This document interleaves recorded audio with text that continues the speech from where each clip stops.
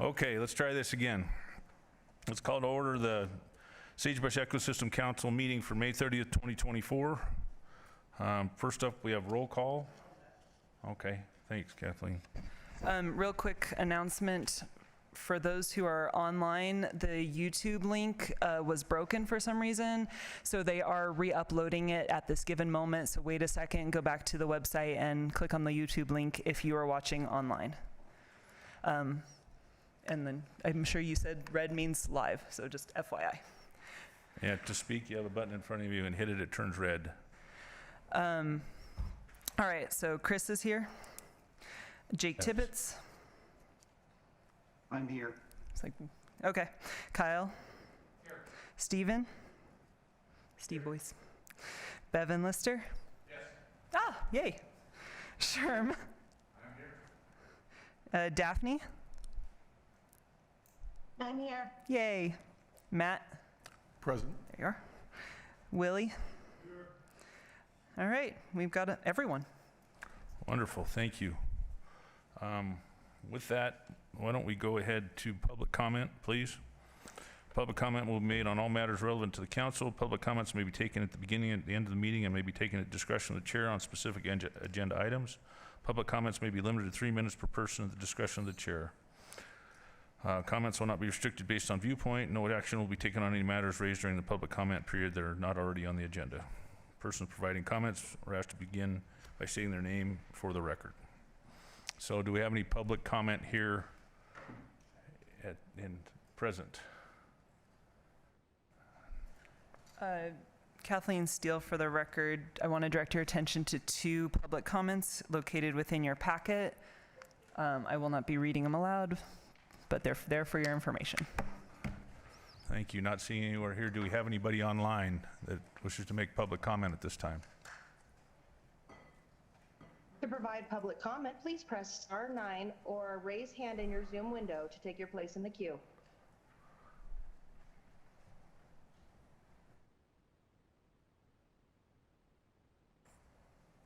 Chair, there are no participants wishing to provide public comment at this time. Thank you very much, voice in the sky.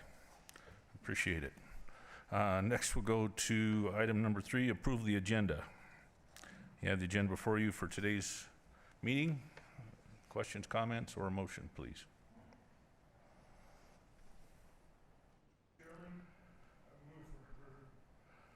Thank you, Mr. Merlini. Do I have a second? I got a second. Okay, I think I got a second first from Steve. Further discussion? All in favor? Aye. Opposed? Agenda's approved.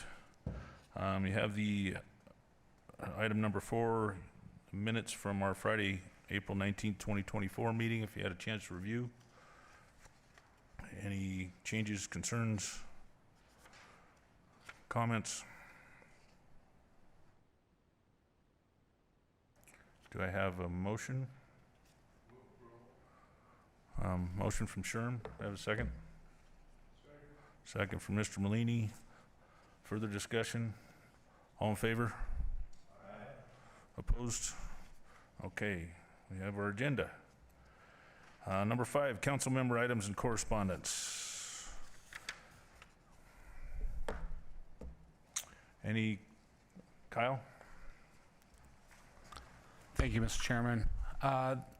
There's an issue that's come to my attention in the last few weeks. I brought it to staff's attention. I appreciate the back and forth that I've had on it, but I did inform them that I will be bringing it up today. On April 25th, an email was sent out from a member of the SED. The email outlined some of the training requirements that the SET would be instituting for all verifiers in the system. To be clear, this was discussed at our last meeting in April. However, the email also contained the following section, and I quote, "Additionally, we will now reserve the right to decertify any verifiers that consistently do not meet our standards or who misrepresent the program. Once a verifier is decertified, they will not be allowed to recertify at any point in the future." I do not remember any discussion about the SET staff being able to decertify any verifiers that consistently do not meet our standards or who misrepresent the program, nor do I remember any discussion about once a verifier is decertified, they will not be allowed to recertify at any point in the future. I reviewed the materials from the most recent 2 meetings as well as the minutes from both meetings, and I do not see these items listed. This is a significant change in policy in my view, and it should be reviewed and approved by this board. Speaking for myself, this is a very concerning policy proposal. If we are proposing that set staff have the ability to take such steps, there needs to be a clear process outlined to document the justification for such a move. There also needs to be a process for appeal to the SEC at a minimum. In addition, I've also heard from a few people that the language in this email will likely make people think twice about providing public comment at SEC meetings. I really hope this is not a message we are trying to send. I think the program benefits from robust discussion from the council, staff, and members of the public at our meetings, including verifiers. I've been told that this has been a discussion for quite some time. I know I haven't been on the council that long, but I do not remember provisions like this being discussed.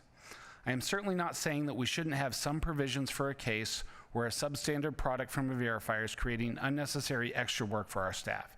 Such a situation doesn't do anyone any good. That being said, I would request that the council be informed of all of the discussion that has happened around a decertification process, and that any process include an administrative appeal to this council. Thank you, Mr. Chairman. Thank you, Mr. Davis.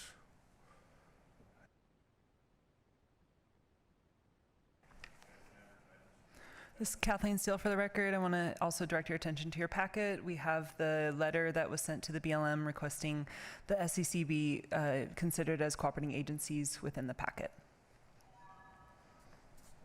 Thank you. Any other member items? I think I've talked to Kathleen, and Kyle will get that matter on the agenda at a future meeting, if that's all right. Thanks for bringing it up. No other comments from council or staff? Okay, next we have item number 6, review and approval of SEP language access plan, SEP staff. Thank you. Just a little bit of background while I set this up. We were notified sometime last month that the if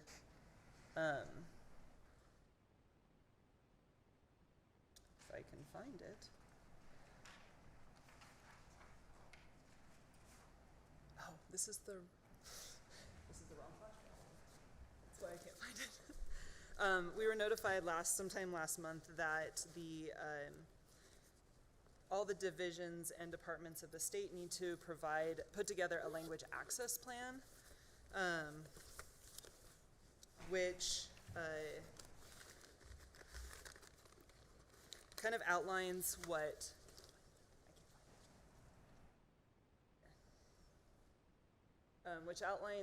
what we would do in the event that there comes to us a client or a member of the public who does not speak or understand English. And it's a standard that every and all divisions and departments have to go through and update every 5 years, I believe it is. So far, the set has never had one. So I worked on it, created one. That's it. Yep. And we need to have more of like a public comment period for it, just so that the public can, or the council can view it and discuss it and then vote on approving it. So it's within your packets. It's been up on the website as a comment period, as well as up under the meetings. That's all I have.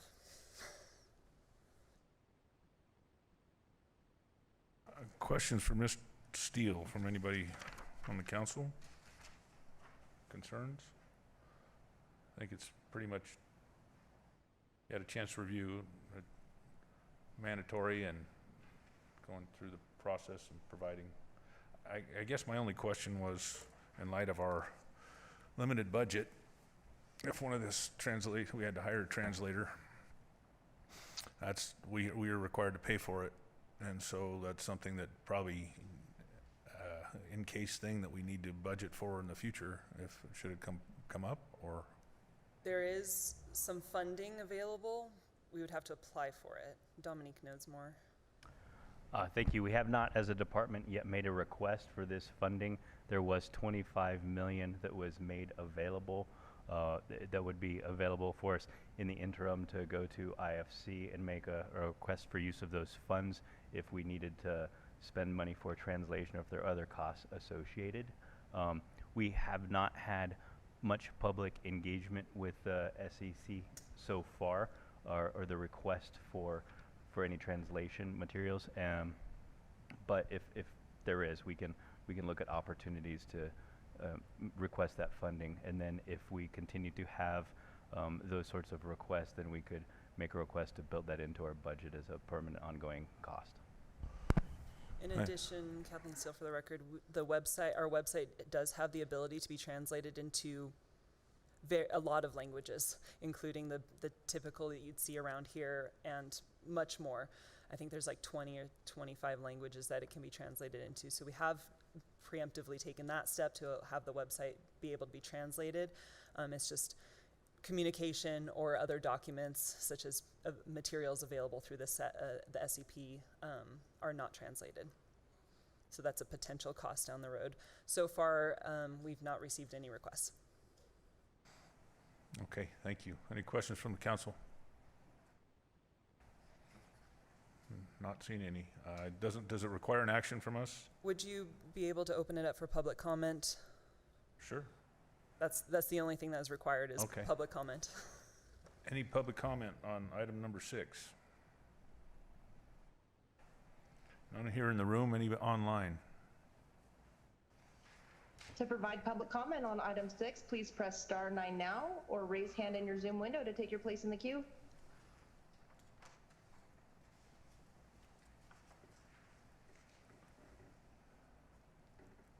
Chair, there's nobody to provide comment.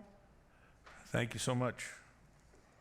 Okay, with that, we do not need to take action to adopt it.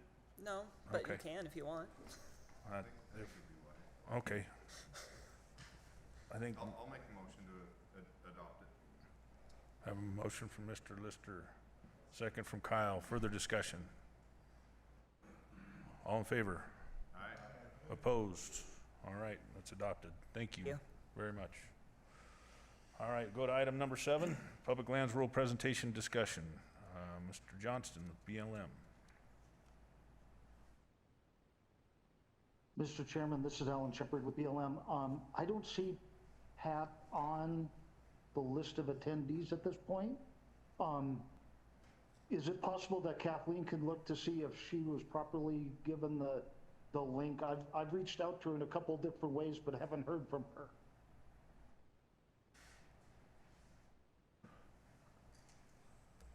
When was that sent, Alan? I sent the first one about a half an hour ago because I hadn't seen her when I logged in, and then I sent another one just a few minutes ago to see if she had gotten the link. So all the links were sent to the speakers this morning. You received one. I saw you had texted me and you had received one. Yep. So she should have received one too. She was on that list. Okay. Could we go to the next item and then Yeah. I can continue to try to reach her? Yeah, we'll put this item aside for a moment and come back to it later if Ms. Johnston shows up. And so we will move on to item number 8, Greater Sagebrush Draft RMP Amendment and Draft EIS Public Comment Discussion for possible action. Thank you, Ms. Mr. Steele. Chair. All right.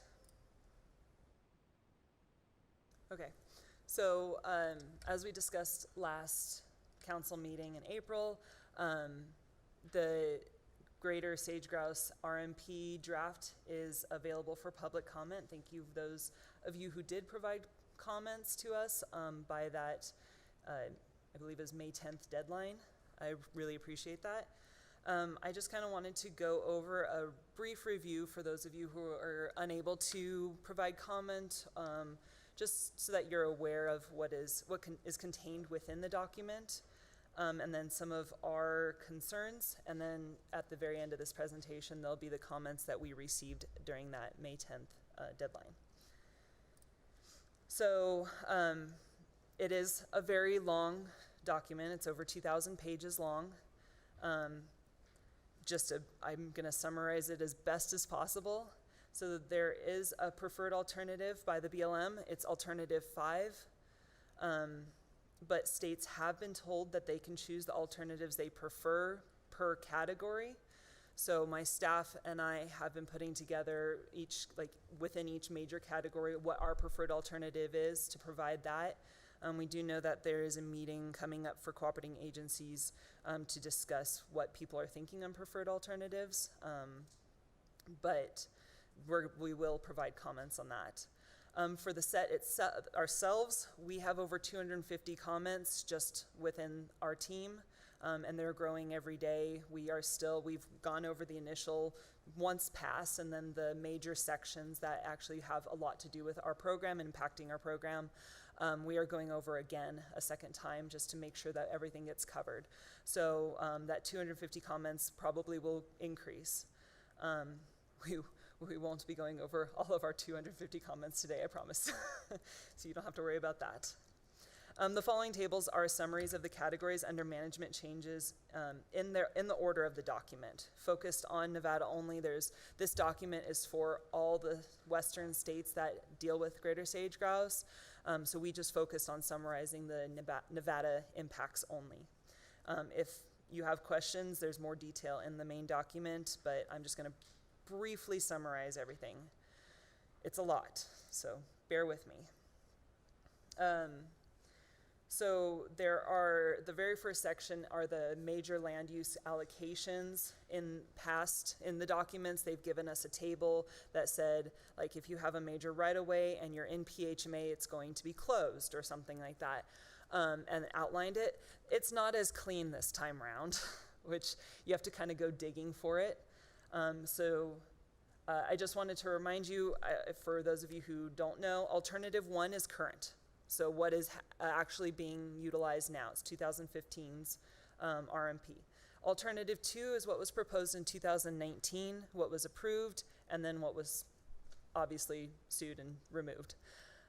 Alternative 3, 4, and 5, and 6 subsequently are the new alternatives. Alternative 3 is the most conservative. It is the best, most locked down version for the greater sage-grouse. Alternative 4 is a little bit less protection. And then alternative 5 and 6 are exactly the same, except for alternative 6 has introduced ACECs. So that's why they're kind of combined in most everything, split out during the ACEC discussion. So this, and I'm not going to read everything verbatim, just kind of brief summary. For minor rows, alternative, what it is now is avoidance in PHMA and open in GHMA. What they are proposing is an alternative 5, which is their preferred alternative, is avoidance again and open with minimization measures in GHMA. So that means it's open, but they have to minimize what they're doing as best as possible. Then there's a variety within that. I'm not going to go through alternative 3. Just think of alternative 3 as like the best. Like almost everything's closed. They can't touch all habitat is PHMA, so they can't touch anything. Everything is closed to. Just one remark. It might not be the best. It might be the most restrictive, but it might not be the best. Correct. Okay. Agreed. Yeah, it's like the most protective for the sage-grouse. It is not necessarily the best in all aspects, but it's the most restrictive for industry, for the benefit for the sage-grouse. So for fluid minerals, there's no surface occupancy in PHMA and then controlled surface use in GHMA currently. But in alternative 5, which is their preferred alternative, it's still NSO, but open with minor stipulations such as seasonal timing restrictions in GHMA. Non-energy is closed in PHMA and open in GHMA, and in their preferred alternative, it's still closed but they have exceptions and open in GHMA. where it kind of gets, let's see, just an FYI, SFAs are proposed to be removed in all alternatives except for obviously alternative 1. So SFAs are no longer being considered in any alternative except for 1. Pretty much they're the same throughout across the board in those. We will talk about a couple of the major land use allocations down the road, but they differ so much across states, so they parsed them out. Remember I said that these tables are kind of in order. So for habitat management areas, this is what we're going to talk about in the maps today. The maps that they are, that we're proposing are the exact same ones as the BLM is proposing, regardless of what the document says. They are hoping to adopt, or they're looking to adopt Pete's map. Don't know if that's actually going to happen, but that's their plan. So this table outlines the difference in acreage of HMA between alternative 1s through 6. Remember, alternative 3, everything turns into PHMA. There is no GHMA or OHMA. Alternative 4 is, and alternative 4, 5, and 6 is Pete's map, but 5 and 6 is with the ACECs. So slightly different.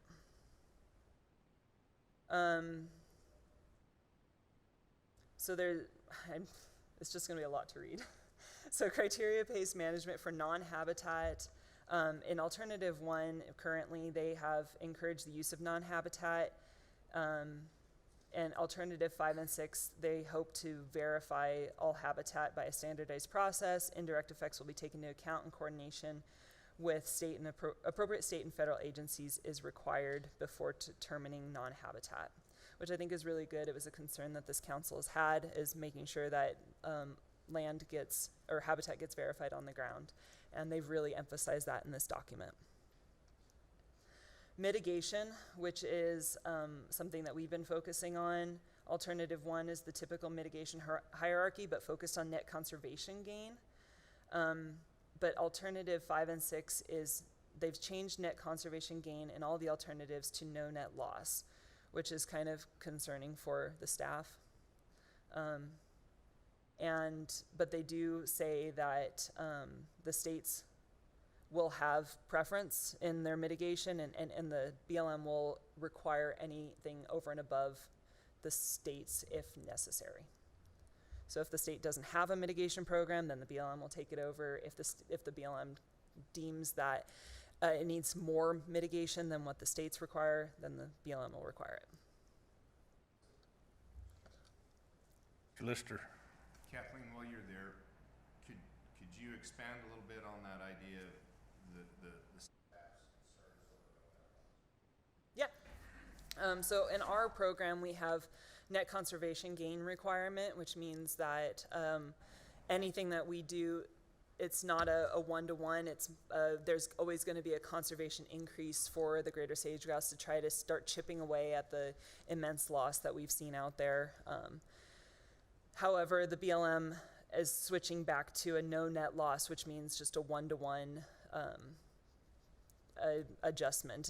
There's no increase in conservation, no trying to gain ground where we can. So it doesn't affect our program. It's just a concern that we have that the BLM is focused on that instead of net conservation gain. But it won't affect our program really. Kyle? Thank you. So I guess, so the terms, and maybe I'm just not understanding our agreement with the BLM, but the terms of our agreement, they follow our program, and is it just, we'll follow their program no matter what they do? It's not like, oh, we have to be in line with their one-to-one? Correct, yeah. Okay. Our program is first and foremost, and then anything subsequent they will do after that. Okay. So in terms, not necessarily sage-grouse mitigation, but other mitigation, or if they don't see our mitigation as enough, they can do more. But they do it at a standard of no net loss, not necessarily net conservation gain. So their habitat objectives, it's kind of the same thing. They're going to meet desired conditions at the habitat assessment framework across the board. They're they have various designs they want to design or implement projects to improve or maintain the habitat. And of course, going back to their no net loss, not necessarily improve, but mostly strictly maintain. The disturbance cap, there's been a lot of discussion in staff on disturbance cap. For how it is currently, it's infrastructure only. Alternative 3 has infrastructure and wildfire, but counts only direct disturbance in PHMA. And then alternative 4 and 5 talks about infrastructure again only. There's been a lot of discussion in House about whether wildfire should count as a disturbance cap, going into the disturbance cap numerator. Not much has been settled. I personally believe that wildfire should, but it's mostly a discussion. I do believe we have a comment saying that we think wildfire should be considered as a denominator because that's habitat loss, or as a numerator. For a disturbance cap denominator, it's total PHMA acres across the board,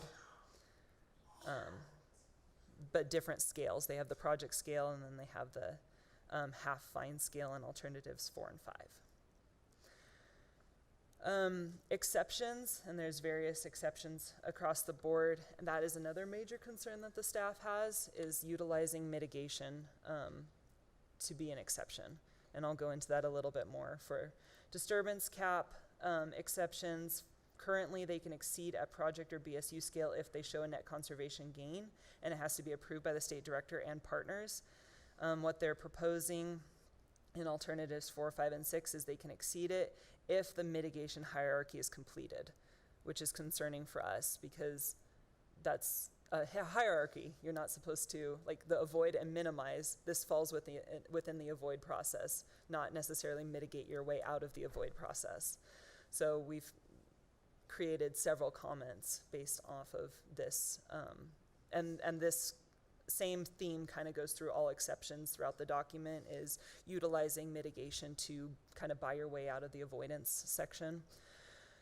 And we don't feel that that is how it should be. Bless you. The nice thing that they do have is it's still with state director approval and working with the appropriate state and federal partners. Fluid mineral development and leasing priorities given outside of PHMA and GHMA within alternative 1, which is current. However, alternative 4, 5, and 6 are open with preference given to co-location, and they have to avoid and minimize and mitigate.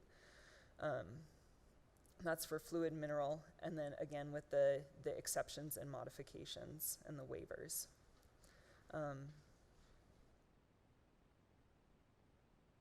So various waivers can be granted depending on a variety of things. They have no surface occupancy within a little over half a mile of a lek, but they can have an exception if they show they don't have a direct or indirect impact. And that's the same thing down the board. They can have an exception if they have no direct or indirect impact to greater sage-grouse, which makes sense. For controlled surface use, disturbance caps, exceptions. Exceptions would be a team decision versus exceptions would be just from the state director as long as the avoid and minimize and mitigate process was completed, and a waiver may be granted if the area is no longer PHMA. Again, with our kind of skipping that avoid and minimize and mitigate process. The seasonal timing, seasonal constraint stipulations, exceptions to those. Exception may be granted if the action does not pose a threat to greater sage-grouse, and that's the same across the board, so not too terribly concerning on that one. Back to the land use for wind and solar. Currently it's exclusion in PHMA and exclusion for solar, avoidance for wind in GHMA, but they're proposing an alternative 4 and 5. In alternative 4, it's exclusion in PHMA and within half mile of PHMA, which is nice, and avoidance in GHMA. But however, in 5 and 6, it's just avoidance in PHMA and open in GHMA. For major rights-of-ways, it's avoidance in PHMA and GHMA. Same thing across the board, except in 5, it's open in GHMA. Predation, it's kind of the same thing, manage to reduce predator impacts, which we're fine with.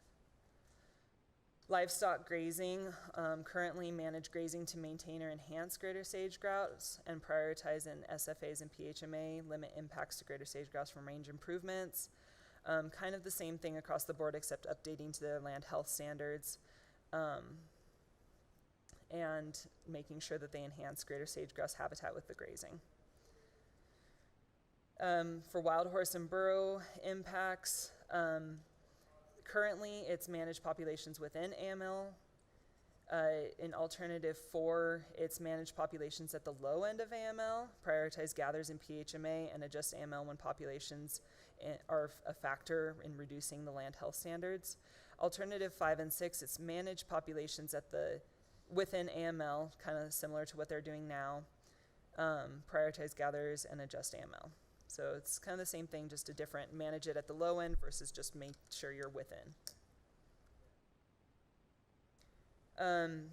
This section talks about the ACECs, and ACECs are in alternatives 3 and 6. So there talks about the acres there and how they would be, how the land uses will be impacted by the ACECs.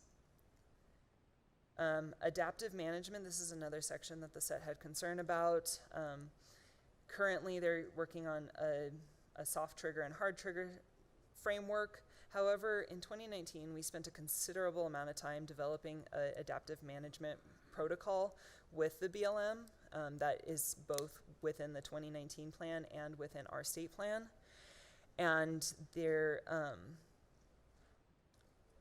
kind of not proposing that same plan in alternatives 3, 4, 5, and 6, which kind of leaves us in the lurch with that being in our state plan and then BLM potentially having something completely different in their plan.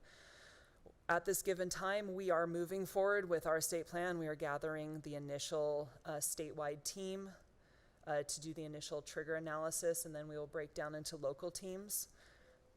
But we're not sure how BLM is going to move forward with that and if we're going to be in conflict with them. So it's something that we've made a lot of comments about regarding how to handle adaptive management. We propose that they stick with alternative 2 because it's most similar to the state's alternative, or the state's adaptive management plan. And those are the major categories through the document.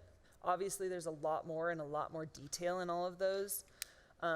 So I do recommend, if you have any questions or concerns, look through the document, find that section, and read more about it if you haven't already.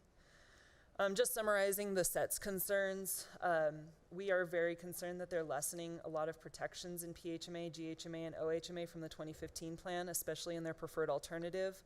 Alternatives, a combination of alternative 3 and 4 is what we're proposing. Sometimes 3 is better, sometimes 4 is better. Sometimes 5, I think we have one 5 or 6, and then one, obviously 2. But we're concerned with the lessening of protections for industry within 5 and 6. We're concerned about utilizing compensatory mitigation as a tool to obtain an exception. I've talked about this before. It kind of skips the avoid and minimize and goes straight to mitigate, kind of buying their way out of the avoid and minimize process. So we have a lot of comments on that. We're concerned about creating an adaptive management process that doesn't necessarily align with the states. I've mentioned that. And then throughout the document, and I don't know if anyone else has picked this up, they use a lot of flexible words such as may and should, which kind of gives the states and the districts a loophole. So you may do this, but you don't have to, but you may. And it's like, no, they should. Like they should go out and verify on the ground. You must do that, not you may. You should have various people on your team. So that's a lot of concern that we have as well, is just using flexible words that give districts a little loophole to get out of. Any questions before I move into the SEC comments themselves? Yeah, I have one. You got my attention when you said that you were agreeing with some of alternative 3. When will we find out what parts of the plan that is? Today, I mean, there are definitely very restrictive things in parts of alternative 3. Or will we see that today, or are you working on those? We're still working on them, but I can pull up the preliminary and just show you what we're working on. They're mostly under like the land use allocations, making sure something's closed or open. We're concerned with reducing standards from alternative 1 and reducing that down in alternative 4 and 5 and 6, which is why we chose 3 on some instances. You mentioned loss of protection of industry. What did you mean that you were concerned with? Go ahead. Go ahead. Well, no, you just mentioned that you were concerned with, I thought you said loss of protection of industry. No, loss of protection if I misspoke. So loss of protection for the greater sage grouse and increased availability for industry. Okay. It's opening up a lot of lands that were protected initially with the NSOs and the closed leases, and now they're, even in light of still a declining population, they're opening up these areas and these corridors, and we're concerned about lessening the protections without any type of stopgap. Okay. And I can assure you the may, should, and will, shall discussion's been going on for a lot of years. Oh, I bet it has. I've brought it up several times, and they're like, so go through and make changes. And I'm like, that's 2,000 pages of mays and shalls that I have to go through. So that is also why we are continuing our comments. Just doing a Google search, I believe, of should revealed 1,100 shoulds, and may revealed 762 mays. So, yeah, many of them are, yeah. Any other comments before I go into the? I just clarify something. Mr. Chair. Yeah, Jake, go ahead, and then I'll go to you, Kyle. Okay. Go ahead, Jake. Okay. Yeah, so Kathleen, on your kind of bulleted list there of the set concerns, and you're saying that lessens protections from the 2015 plan. And I see in many cases where it actually strengthens protections. So even in the preferred alternative. So can you speak to that a little bit more, where you believe it lessens protections? Sure, yeah, we were mostly concerned about I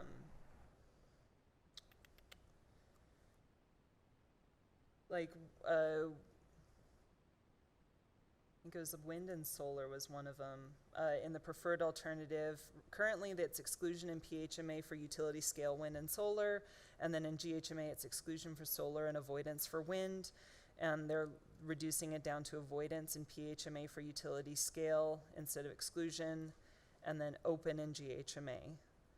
So those are our concerns, is those kind of things, is like for the land use allocations, like the wind and solar, fluid mineral development.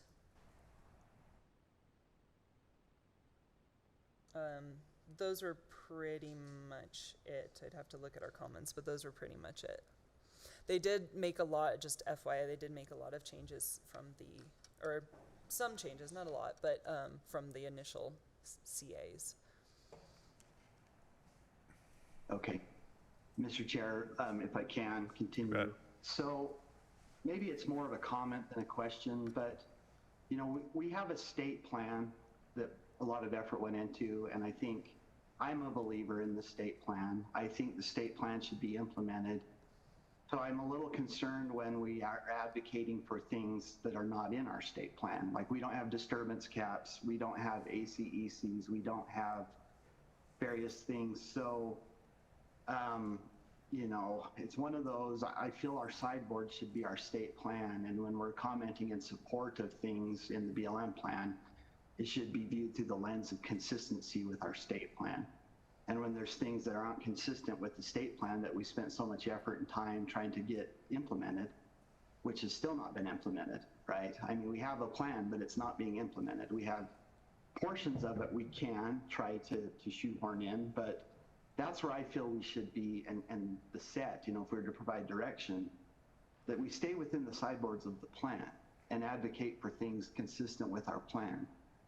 So that's just, you know, when I see like the disturbance cap stuff and whatever, you know, advocating for things outside of what we put forward as the state plan, I feel that we're straying from what, you know, the original intent was in the state. So that's kind of the more generalized comment. But that's the other thing, talking wildfires, disturbance. I think in some cases, it's not always bad.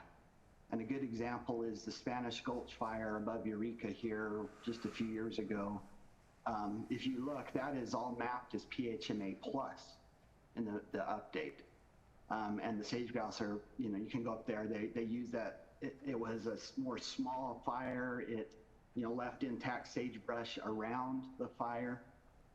So in that case, you know, it was a beneficial fire. So when we're talking disturbance being added in the numerator for a disturbance cap or wildfires, a disturbance cap, I think it depends on the fire. So if we're going to advocate for that, I think we need to make sure we're clear that, you know, not all fire is bad. And even with some restoration and activities afterwards, it can actually be good. It gives us sometimes a canvas to do some things as well. But other than that, you know, those are the main, I guess, concerns or highlights that I'd like to just, you know, throw out there. Thanks. Thanks, Jake. Kyle, add you next, and I'll go to JJ.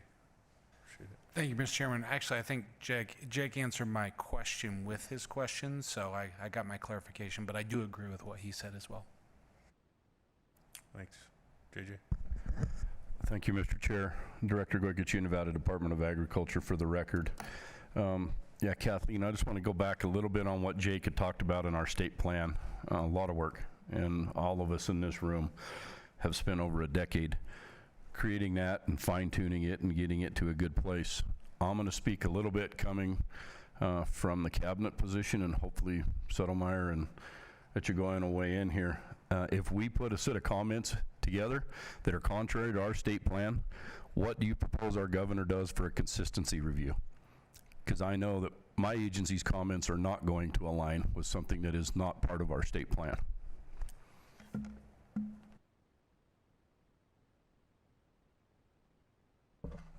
I guess I'd have a question along those lines. In terms of how the BLM plan would be implemented, I imagine there's some things that are considered beneficial under it that are maybe not as beneficial as they would be under the state plan. And is that why you're commenting on the disturbance cap, is to make up for some other inadequacies in the protections? I'm just quite, I have no idea.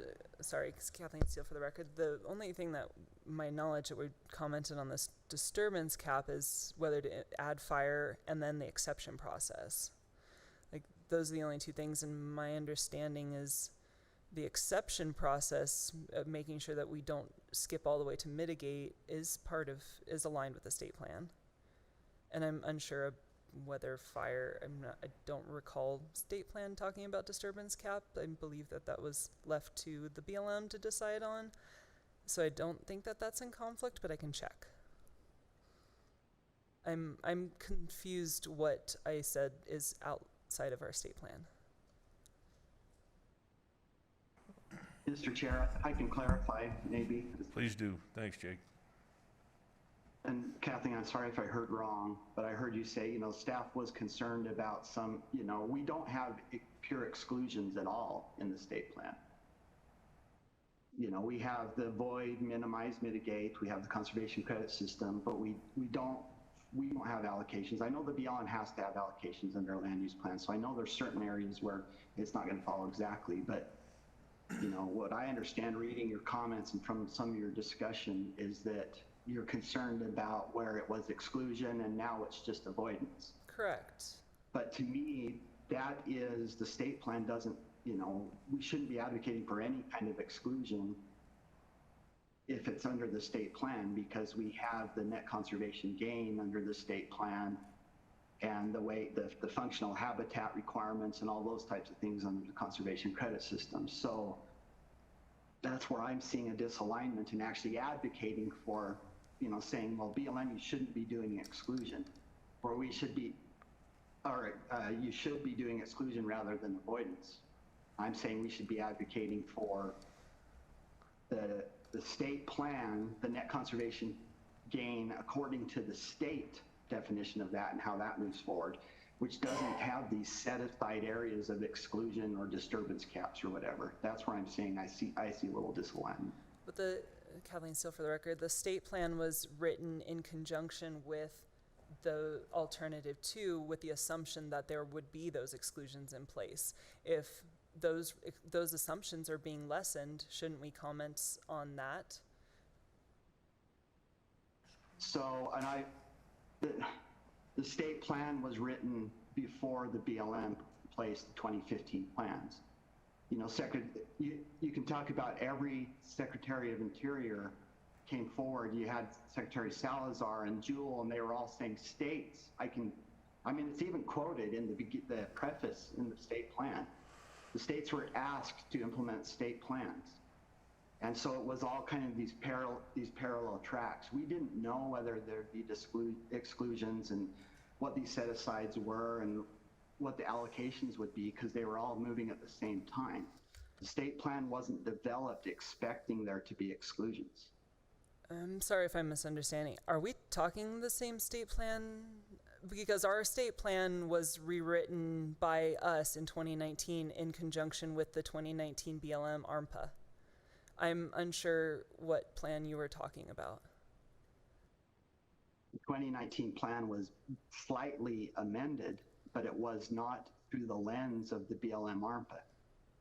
It was through the lens of what the state believed should be the management of sage-grouse, independent of a BLM ARMPA. We didn't try to write the state plan to align with the BLM. It was our independent plan that we wanted to move forward. Here's the plan for Nevada. So it wasn't through a lens of tying it to a BLM ARMPA. It was an independent plan.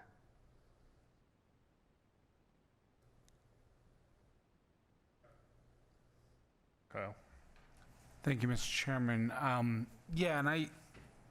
It's tough getting into, what the detail of the plan might show, but I think I agree with what Jake is saying of my understanding, and obviously only been on the council for a short time, but have certainly been around this program since the initial creation of it. And my understanding of what we were trying to do with the state plan in general is that we are setting up a system where, a market-based system, where it would set up a way that nothing would necessarily be an exclusion zone or off limits, but we would set it up in a way that some of these areas that are the best of the best would be so expensive, so that it would essentially, from a financial perspective, preclude development. But that there wouldn't necessarily be a case of, we are relying on the BLM to withdraw these certain areas, and our plan works in concert with that.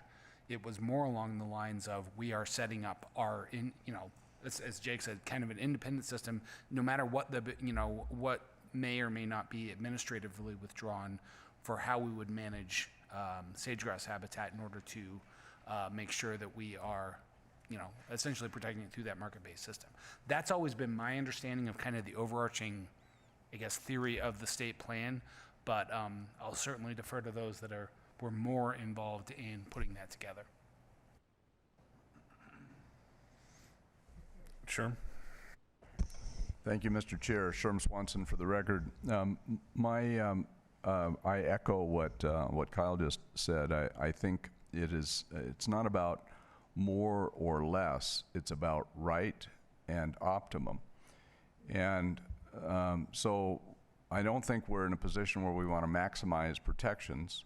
What we want to do is be smart about how we spend our investments, public and private, to do the most good with a limited budget, a limited staff, a limited ability to influence things, And part of that is the market-based system that we've created, the conservation credit system. But the other part of it is the other things that were in the state plan that expressed the best understanding we had at the time of the biology and ecology, as well as economics and. And so the reason why we're a multidisciplinary and multi-interest state council is because there are lots of complexities in balancing this and getting things to be optimum. And so I think that philosophy pervaded in the state plan. I think it pervades our deliberations for the decade plus that we've been working, and I think it should go into our comments. The question I have at this point is, at what point do we choose an alternative? Is that after the alternatives are finalized, or is that at this point in time? Kathleen Steele, for the record, to answer that, it is unknown. We have asked that, and it is unknown. No one knows. They say just provide what alternatives you like with your comments. So it's at this time? About, yeah. We don't know if they will take our comments or if it'll be more a push from the governor, through the governor review. We are unsure. James? Thank you, Mr. Chairman. I've been involved part of the process of the Sagebrush ecosystem since its inception, but I've not been part of making the plan. But I think that this administration, echoing on what Director Goicoechea indicated, again, sorry for the record, James Settlemeyer, Director of the Department of Conservation and Natural Resources. I think the real issue is the discussion on the word exclusion versus the premise that it started with way back when, I believe, with Sandoval, and I believe this governor follows that suit, which is willing buyer, willing seller. And I think that's a major distinction.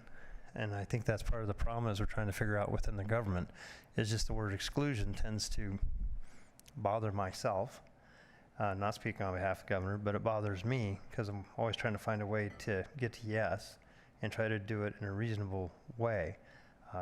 Recently, the Department of Conservation and Natural Resources, through some of our funds, purchased some property to protect threatened species, potentially Montney paintbrush.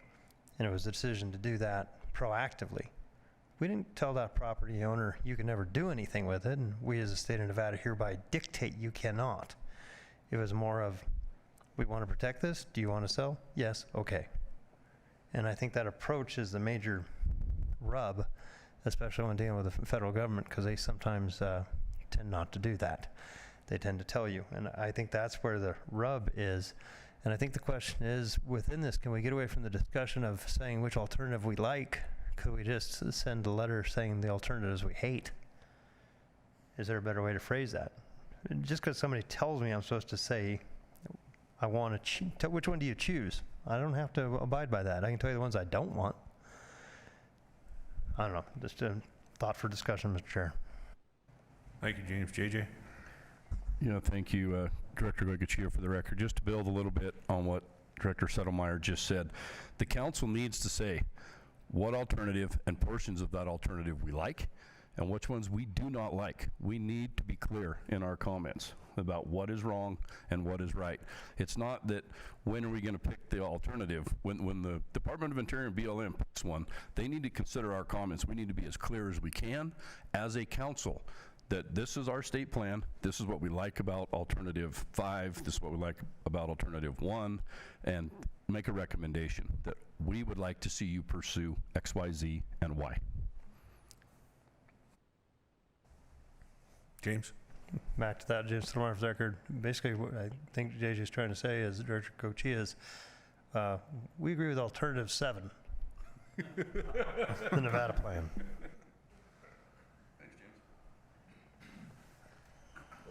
One last Sure. thought on Sherm Swanson, for the record. One last thought on the rub. It has been persistent since the early days of the SEC, when it became apparent to us that there were people pushing in DC for a cap, and we did not think a cap was appropriate because it provides an incentive to get in with your disturbance fast and early before the cap triggers. We thought our conservation credit system was superior, and that was a substantial part of our comments on previous versions. If I can take a step back just to help me process. Chris McKenzie for the record. We're anticipating that we'll still be able to implement the credit debit system regardless. And that BLM is still advocating for that. Correct. So under our credit debit system, since we don't have exclusions, wouldn't our credit debit system take care of that without having the exclusion language? Has it thus far? Pardon? Has it thus far? Well, that's a question in terms of, does that require an amendment to our plan? Our state plan? If you're, I'm guessing by your question that you're saying no, that it has not. So does our state plan need to be, or at least our credit debit system need to be amended to cover what What our concerns you're are? implying by that question? I'm trying to anticipate where you're coming from. In the creation of the CCS, it was a thought that we would make areas so expensive that people wouldn't be able to afford to go there. That does not seem to be the case. And we're walking a very fine line in this set right now, is between making something expensive enough to disincentivize that area, but not too expensive that we get complaints to the governor because our program is not letting someone go into an area. And so far, only a very small handful of projects have backed out because of the cost. And they were more minor foreign proponents who don't really understand the system very well. We haven't had a lot of no's, especially in the really big, important areas. I'm not sure I agree with the statement that it was making it so expensive that they wouldn't do it. It was that there was enough mitigation that would still allow it, that would still be a net gain even in the most crucial spot. If they decided to do it, there'd still be a very high expense, but there'd be enough mitigation to make it okay. So I don't think the intent was, making it too expensive that they won't do it. It's just there'll be that much more benefit and mitigation for that. I think we want to be careful about going on the record that we're saying that we're doing this, that people will never develop there. I think that's not, we're not implementing something in good faith if we're saying we're doing it because making it impossible to do it. It's illusory, and I don't think that's what we wanted to do. I think our system is, it would be, there's some places it'd be terrible to have a project, but if that project goes there and there's enough mitigation and enough credits created, that we'd be in a better net gain, better spot. So I'm just saying that for my own thoughts, and and so however you want to elaborate. Okay. So I'm not sure exclusion is within the realm of our plan. James?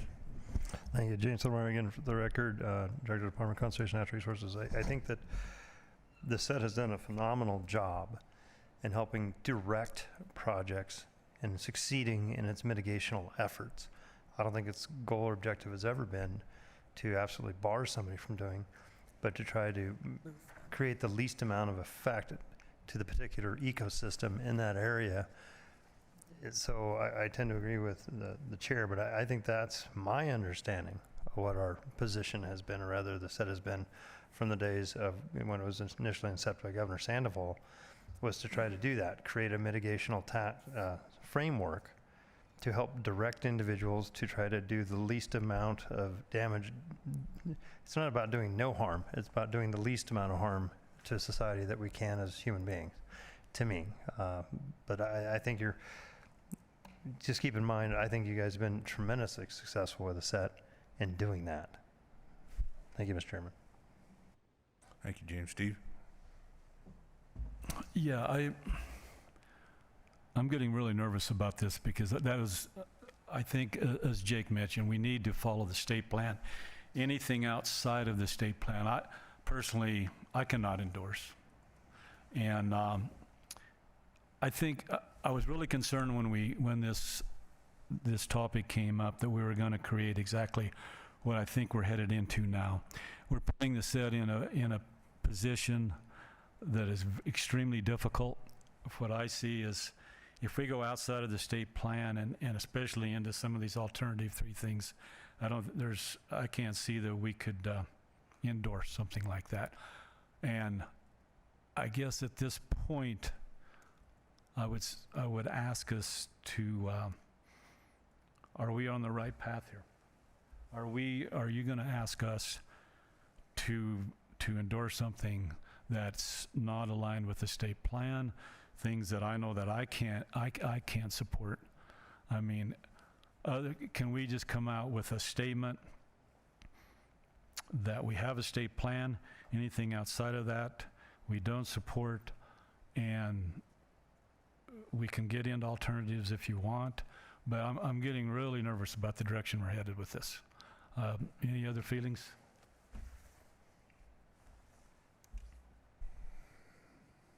Kyle? Or Jake? Jake, sorry, I saw your hand up there. That's fine. Thanks, Mr. Chair.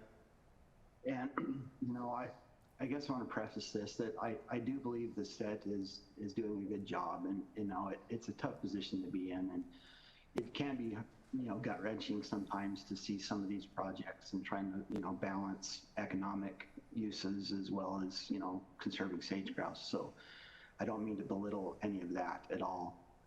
You know, just recently, a couple meetings ago, we adopted the new tools for better implementing, you know, the LEC distances and the space use index as well. So the survivability and use.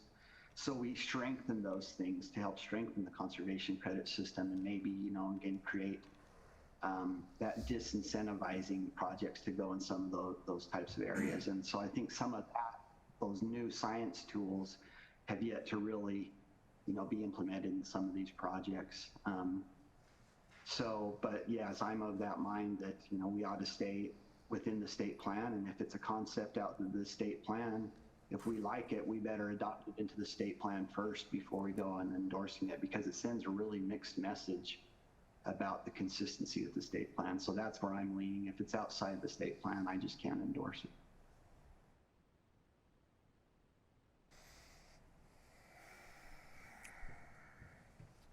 JJ? All right, thank you, Mr. Chair, Director Goycochea. For the record, Kathleen, what are you going to get into ACECs and what the team was proposing that we comment on there? Because that's of great concern to me as well. You know, if you pull it up in the proposed EIS, there's 19 in the state of Nevada, and proposed ACECs. We're right back to what Mr. Tibbetts was just talking about. The state plan did not consider the use of ACECs. If they're nominated, and perhaps Mr. Shepherd wants to weigh in, but if they're nominated and accepted, then those would be managed according to the criteria of which they were nominated by, and then that kind of handicaps us, I think, as our state plan going forward as well. That is concern to me. We could end up with another 19 exclusion areas. I know that they talk about avoidance in a couple of those places as far as for minor right-of-ways and locatable. I'll get it spit out in a minute. But what are we going to do with these ACECs in that proposal? Because I just see that expanding and further eroding our state plan. Kathleen Steele, for the record. I guess that was a question directed at me. We were not going to get into it. It's not something that I consider endorsing in my comments. It's not something I've always. To me, it didn't ever feel comfortable. And as you say, if you're wanting to align it with the state plan, it was never in the state plan. So will this council adopt comments that oppose the use of ACECs which I would strongly recommend, but I am not a voting member. I guess, I guess my concern that I have, Chris McKenzie for the record, is we're counting on BLM to use our debit credit system. And what if they discontinued using that? And that puts us in a very precarious spot.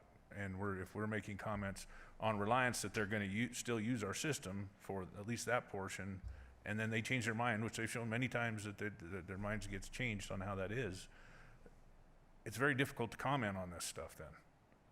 I mean, our job is, as protection and looking to, protect the species going forward, but if this all hinges on them continuing to use the credit debit system in my mind. And our credit debit system provides a lot of those protections. And so, Kathleen, I can see you want to comment on that. Except for alternative 1, there is no alternative that precludes the use of the credit debit system, or they consider a state, because remember this is all states, combined, a state mitigation system.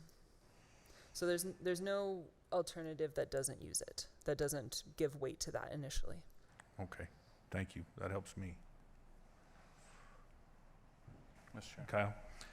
I just want to add on to what you were saying, Mr. Chairman, which is, I mean, I appreciate that Kathleen's correct. The only alternative 1 really specifically precludes it, but I certainly have concerns that the DEIS doesn't really consider or account for the work that we have done so far adequately, and I do think that alternatives 3 through 6, there may be challenges in using our system as it's currently constituted in those specific alternatives. But I don't know that there are specific comments to make other than, an overarching comment that we need to, whatever they choose, has to be able to use our system. Kathleen? Can I ask what those challenges would be? No, because I don't have that in front of me. That's more big picture notes that I've gotten from some of my members. Okay. But I can dig into that and get that to you.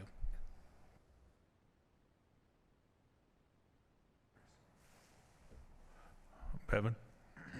Thank you, Mr. Chairman. Bevan Lister for the record. Wow, what a discussion. So from my perspective and in my discussion with the folks that I work with, alternative 2 has been the only alternative that I feel like semi-recognizes the state plan and uses it. If we're going to get down and talking about alternatives, of course, alternative 1, the maps got thrown out in court, but that's never been addressed. The 3 and 4 and 6 are absolutely unacceptable. There's no place for them in alignment with our state plan or with the needs of the state. 5 could possibly be acceptable if it recognizes and implements, uses what we have in our state plan. That has to be the crux, and I'll echo what everyone else has said. It is just vital that we stand on the ground of our state plan and push back. If the BLM wants to go in a different direction, then we have to push back against that. ACECs are totally unacceptable.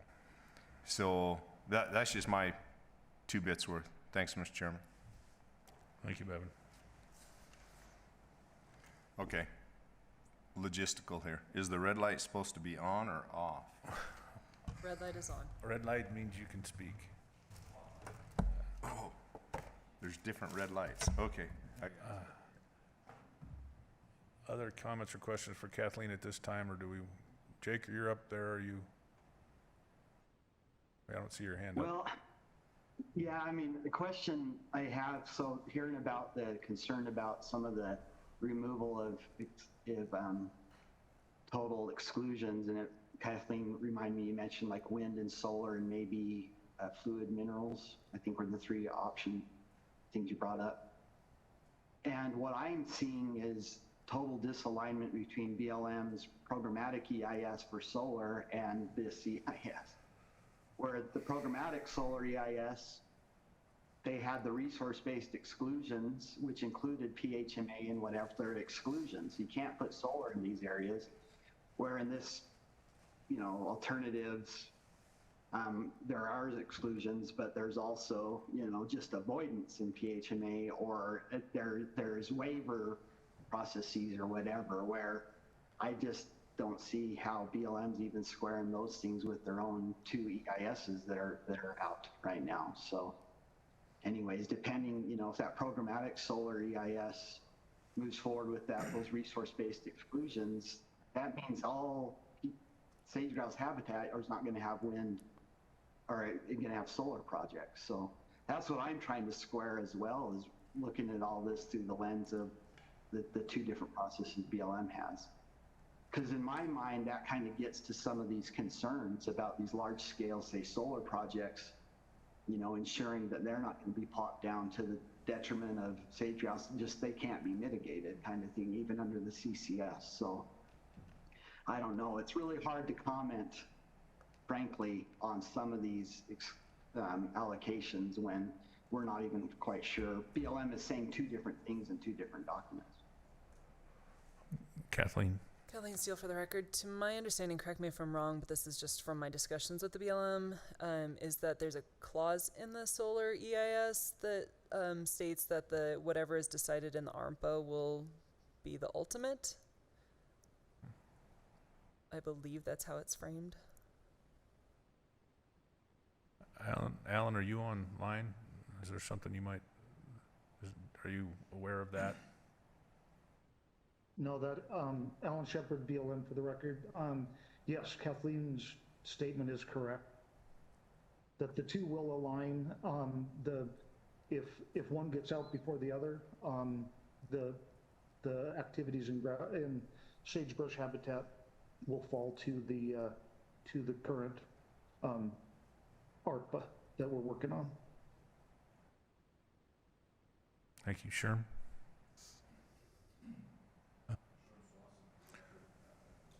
I don't think you're on. The idea that we should be following our state plan, I think, is strong.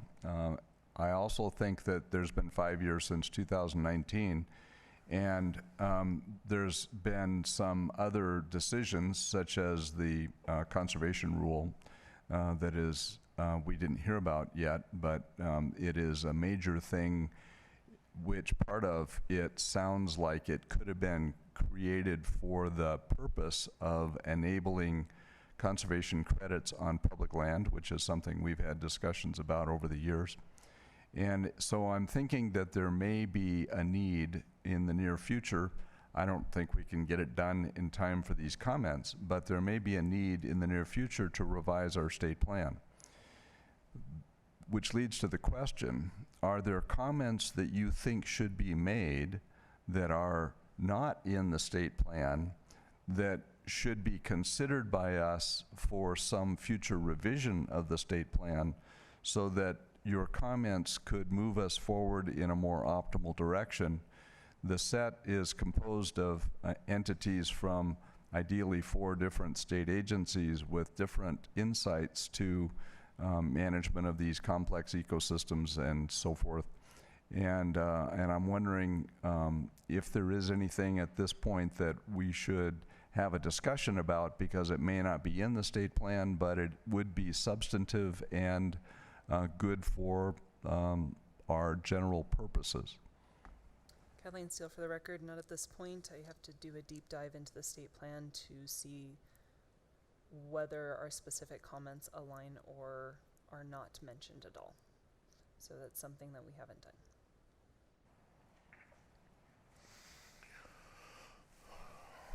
Steve, do you have? Mr. Chairman, are we to the point where we possibly would need a motion to reassess and direct this set to take another look at this and our state plan and how we could fit in. And I believe at the last meeting I mentioned that the only way this could probably be successful and endorsed by all is if they were fairly generic, and that's not exactly what I'm seeing. And so, I mean, at this point, we could hash this over for a long time, but it seems to me we need to make a decision whether we want to make comments, number one. If it makes sense, is in order. We have our state plan, and if we're going to proceed, how we're going to do that, especially in the fact that they have to be in very soon, don't they? Any comments? I mean, does that make sense, Mr. Chairman? I don't know. Kathleen, do you want to continue on with the comments you had? I don't think all of them cause a problem. I think there might just be a few here and there, and I think it's still...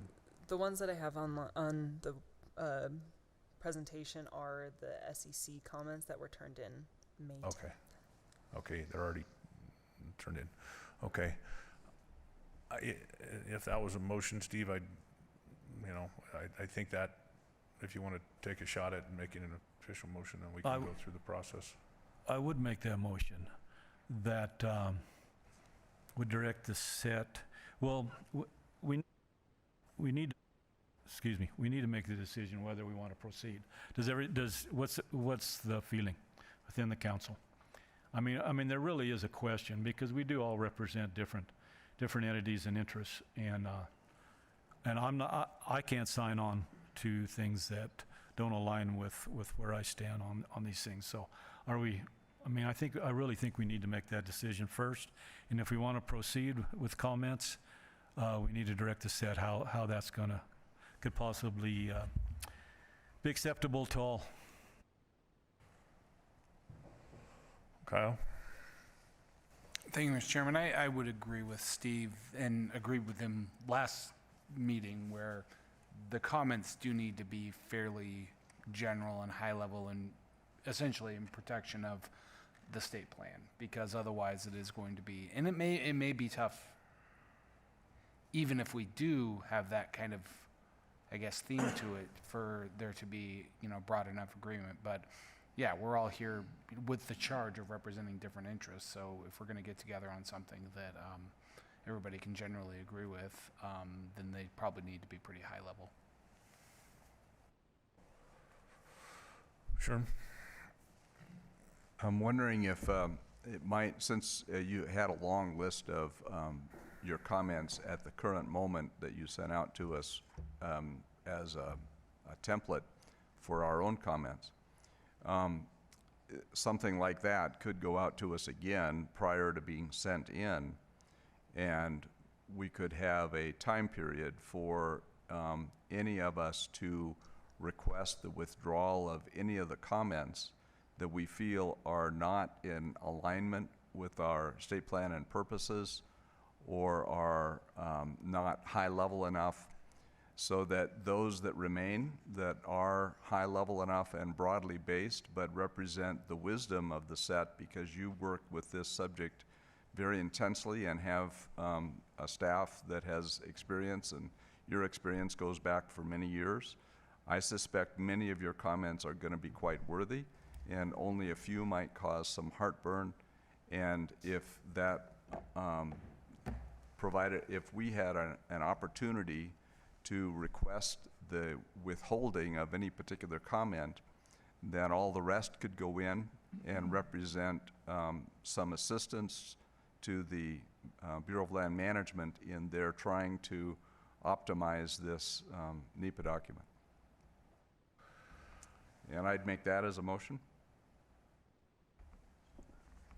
I have a motion, I have a second.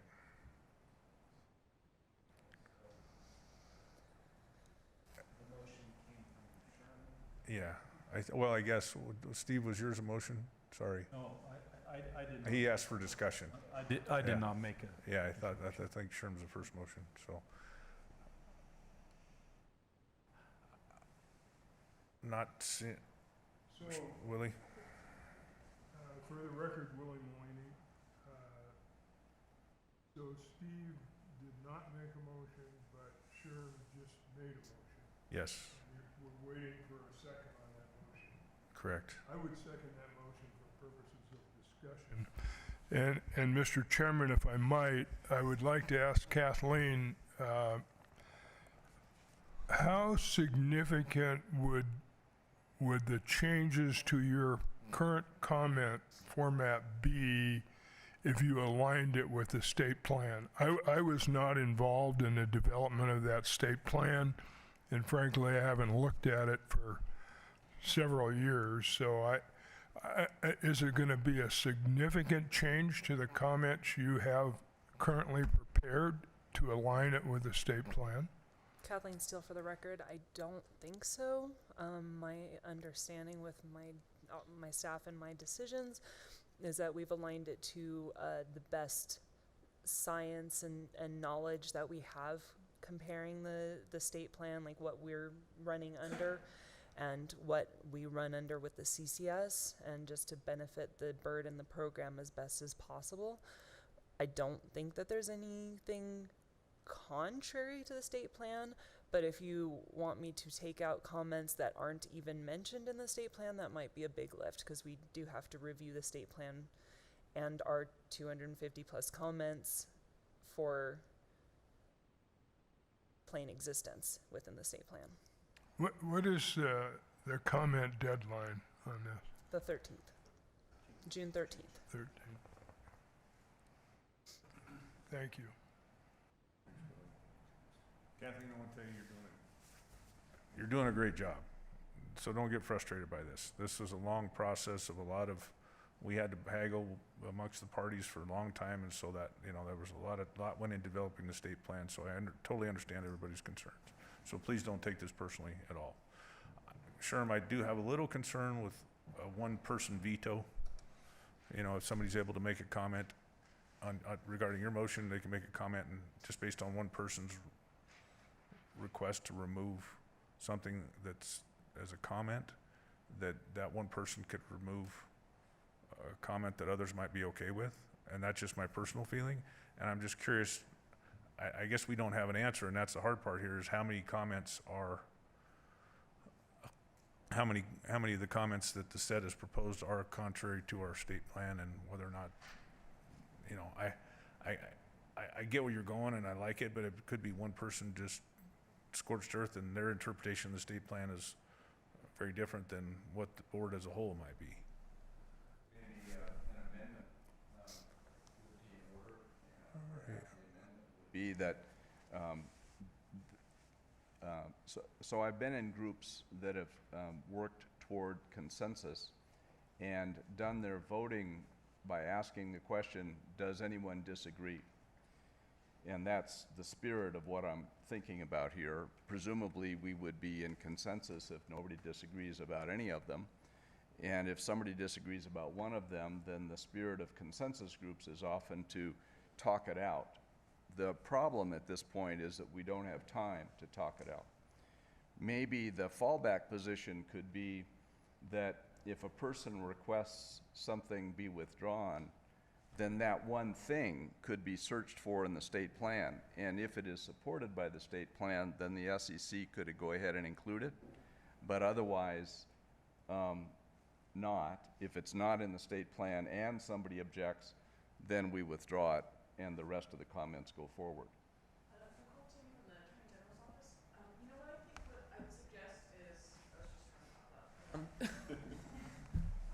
Instead of an amendment, I think maybe if you withdrew your motion and then made a new one, just to make sure that we have on the record what's exactly being voted on.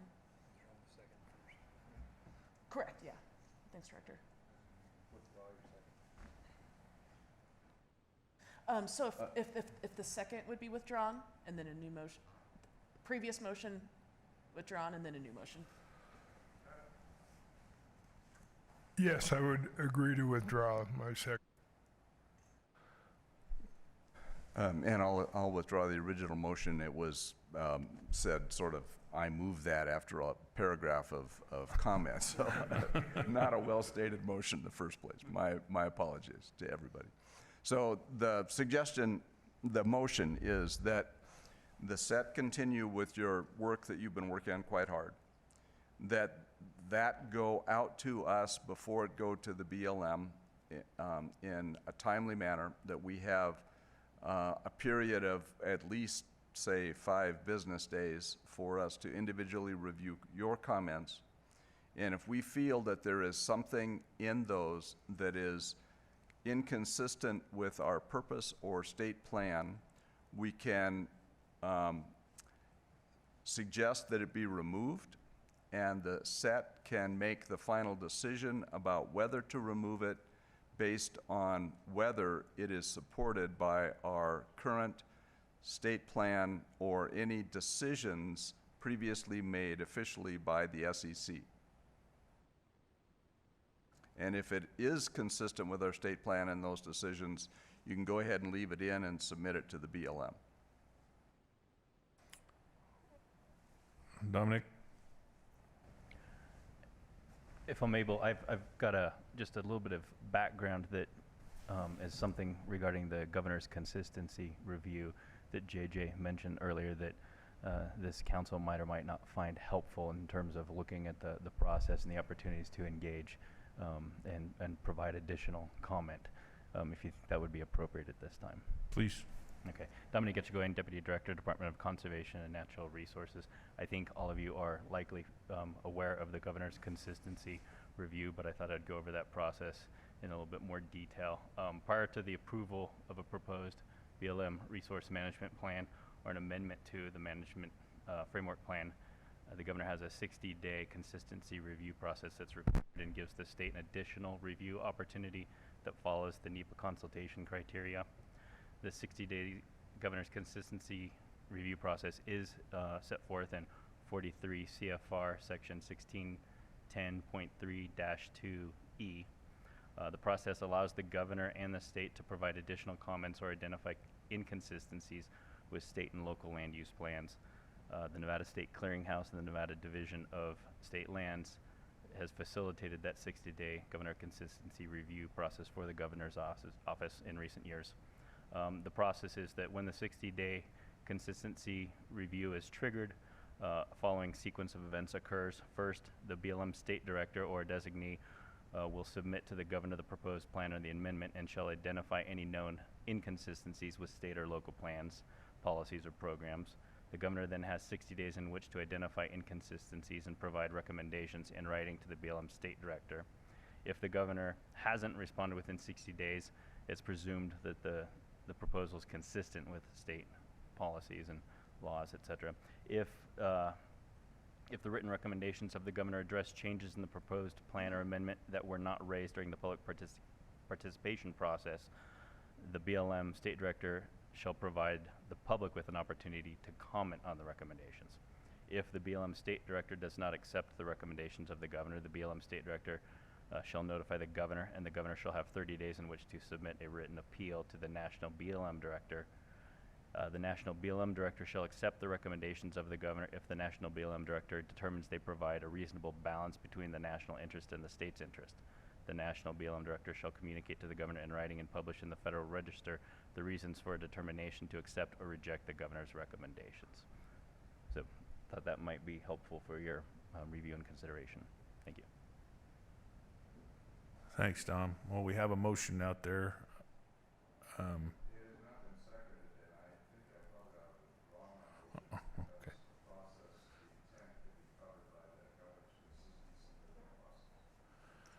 Okay. Thanks, Sherm. I'll go to Bevan first and then Kathleen. Okay. Kathleen.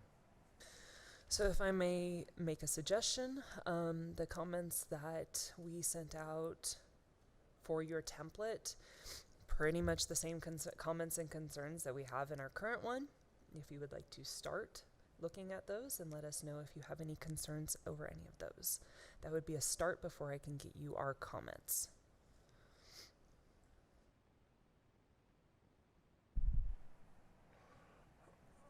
Okay.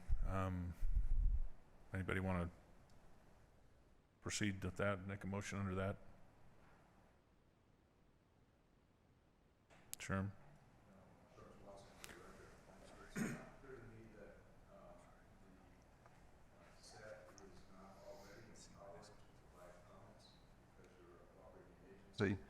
and I think you can just proceed with making comments. But I hear from you a spirit that you are happy to receive input from us about any of the comments that you have created or later create, and thank you. And I forgot about Bevan behind me. He had a question or comment too.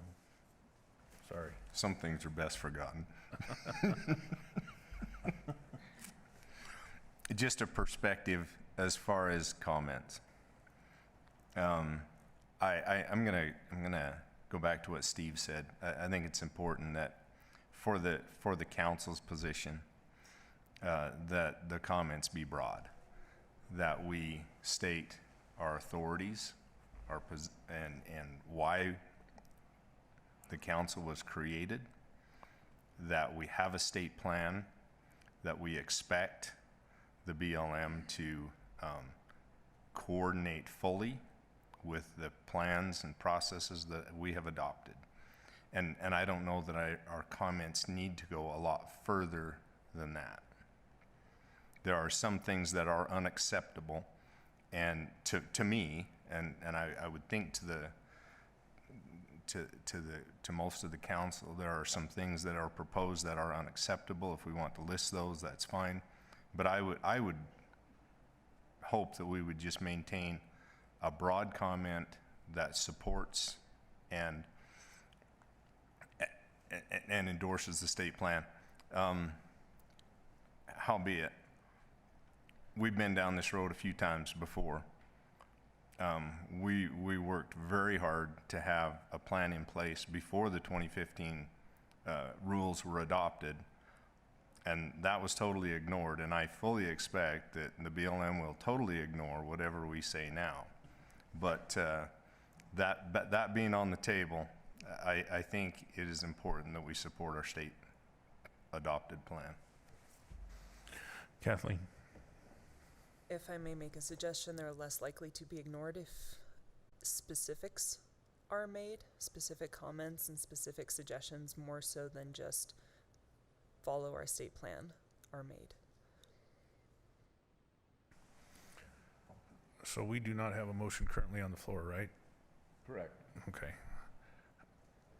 How about entertaining a motion? Move that we table the, sorry, Mr. Chairman, can I? Oh, absolutely. I move that we table this and revisit it toward the end of the meeting.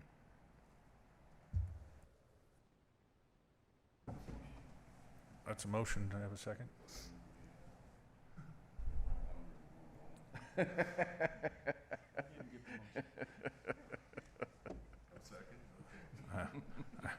I was thinking of, I'm not hearing a second on that one. I'd possibly entertain a motion, if somebody wants to make it, about if we direct the set to go through their current comments to determine in their discretion as to what aligns with our state plan, and accept any comments that you might receive from board members as to where it might not be in line with the state plan, and you take that into consideration before submitting your comments. If anybody wants to make that motion. Jake will make that motion. Sorry, who did I hear? For the record, Willie Malini, yeah, I would make that motion as you stated it. I'm not sure I could repeat it, but I think that's a solid motion.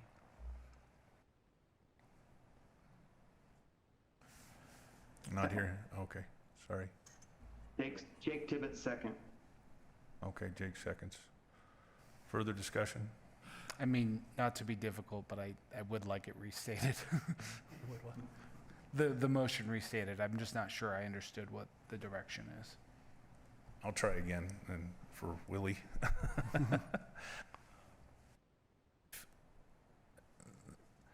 That we direct the set to proceed, and in light of making their comments, to go through their comments to determine if it's in line with our state plan, and to make revisions that they feel necessary to coincide with our state plan, and be open to comments from board members as to places where they think it doesn't coincide, and to take that into determination before submitting their comments, and withdraw those that they determine don't align with the state plan. Sure. Mr. Chair, I recall Kathleen expressing that going through all of their comments to make sure that they're in alignment with the existing state plan would be a workload. And it seems to me that we don't need that. What we do need is, if any of us believe that there is an issue, that we could check that to see whether it is in alignment with the state plan. And that's the only modification that I would make. So, Matt?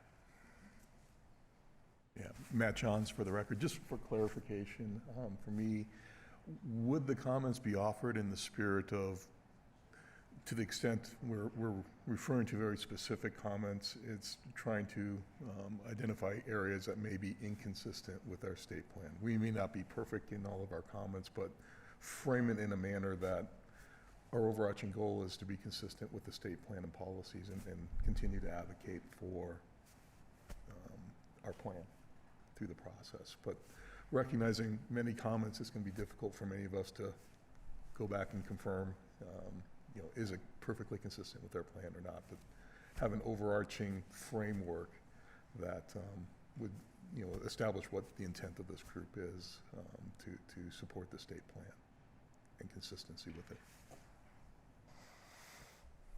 Steve? Kathleen, is there even time to do this before the 13th? Because, I mean, what we're asking you to do isn't easy. And, I mean, there are a lot of different things that have to be considered. For you to put that together, get it out to us, for us to have time to really look at it and feel comfortable with it and get, is it possible?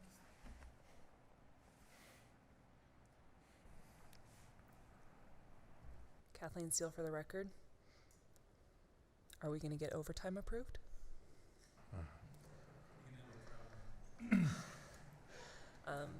Anything is possible. Willie? I'm sorry, I got Willie here.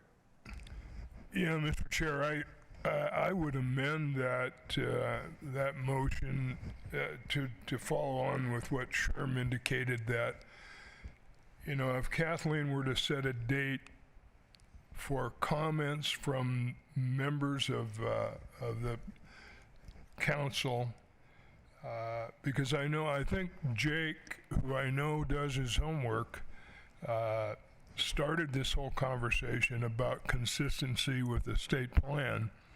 So rather than put it on the set staff to have to go back through the state plan and ensure that the comments are in concert with the state plan, if board or council members have a concern about inconsistencies with the state plan, that they provide that by whatever date will work.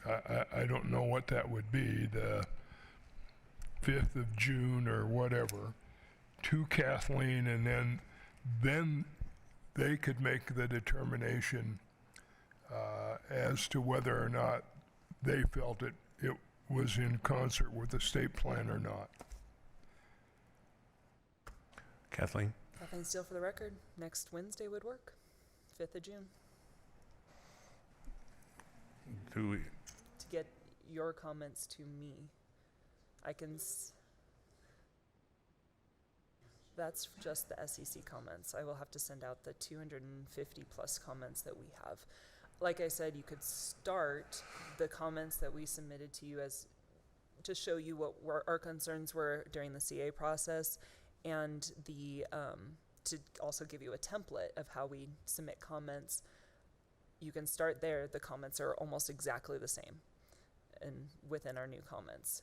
But I can also get you, like I said, we're still working on our comments, so we're not necessarily done, but we can get you what we have. I can get you that today. So the difference would be, as I'm hearing it under the new motion, that you wouldn't have to go back through everything to determine whether something's in alignment with the state plan, it would just be any comments that board members brought that you could determine whether or not just those specific ones. I like that one better anyway. Jake, are you okay with that? You were the second on that motion. Now it's proposed to be amended.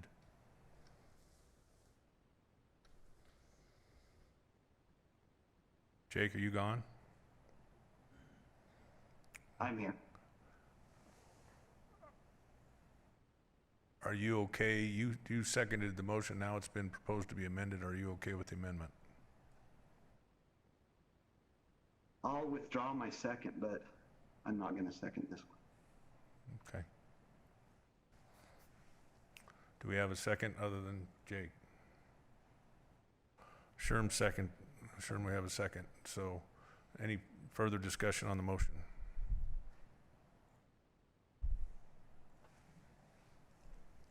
Not seeing any.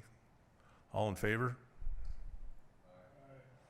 Could we get a showing of hands, please? 1, 2. Anybody online? Daphne or Jake? No, it doesn't look like. I'm a no.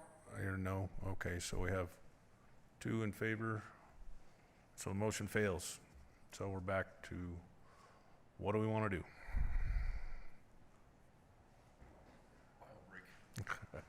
Kathleen? Just a little bit of admin.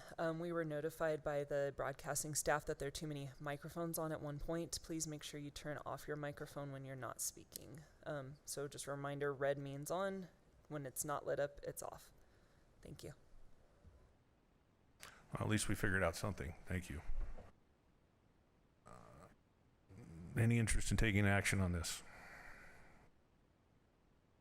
Kyle? Thank you, Mr. Chairman. I don't have a solution here. I guess I'm just going to complain for a second. It's frustrating because this is an issue that is obviously of incredible importance to this council, to the entire program. I mean, it's fundamental to why this entire program exists. So it's just frustrating to me that these are the time frames in which we are forced to work under from the BLM. I mean, that's an overarching complaint that I have of the process of rolling this out. Not that hasn't been voiced in many other places, but I'll go ahead and put it on the record here, which is that the BLM has not given the states, has not given stakeholders, not given anybody adequate time to review changes of this magnitude. And so while it's frustrating to me that for us to try to figure out what to do in these kind of shortened time frames and really get comments together that I think accurately reflect what this council can come together on as consensus, I don't really see a path forward just given the compressed timelines we're dealing with and the complexity of the issue and the fact that there's still a ton of information that is necessary to really understand these different alternatives that we still don't have access to. So that's incredibly frustrating to me. I don't really have a solution here, but I am sympathetic to, I guess, all of the issues we've been trying to figure out here, but I don't really see a path forward just given, the reality. Thank you. Just a process question for me, Chris McKenzie for the record.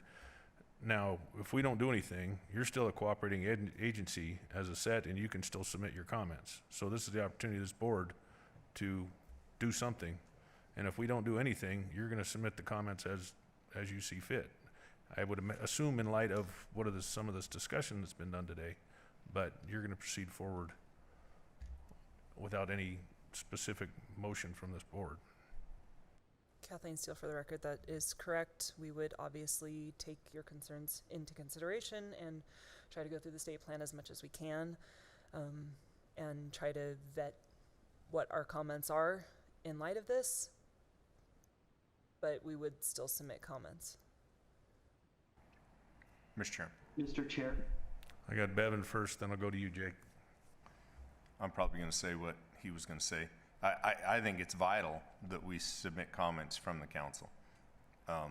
That's why I kind of made the motion earlier that we just kind of table this for a little bit. Let's go through some of our other presentations and let us stew a little bit, and then we can come back to it. But if that's not the flavor.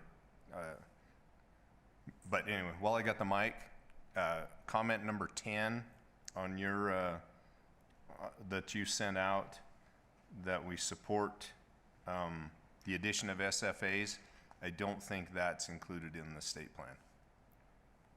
All right, I'm going to turn back. Okay. Sorry, Jake, you were next. Thanks, Mr. Chair. I think we could go on record, you know, a quick letter with the set help, a couple paragraphs that Sagebrush Ecosystem Council, you know, will not and cannot support any alternatives that are inconsistent with the state plan. We find many provisions peppered throughout the alternatives that are inconsistent, and that that we strive, you know, we want to work with the BLM to reach that consistency before a final resource management plan amendment is put forward. I think it'd be as simple as that, that it's our state plan is there, it should be an alternative to be accepted, and it should be implemented. And I think that's what we can do, is just go on record. The state plan and everything with it, including the conservation credit system, and everything that's outside of the sideboards of that state plan, we just simply do not support at this time. I think it can be as simple as that. And I'm willing to do that in a motion if you'd like. Do I have a second? Second. Second from Steve. Further discussion? This is Daphne. Oh, sorry, this is Daphne. I have a question. So when the governor's consistency review occurs, will this council have an opportunity to review what those comments are? Dom? Dominic Getchagoin, Deputy Director, Department of Conservation and Natural Resources. Yes, when that consistency review process goes through the state clearinghouse reaches out to all state agencies for their input and review, and that would be compiled and synthesized, and we would have then the opportunity to provide additional comment through the governor's consistency review process at that time.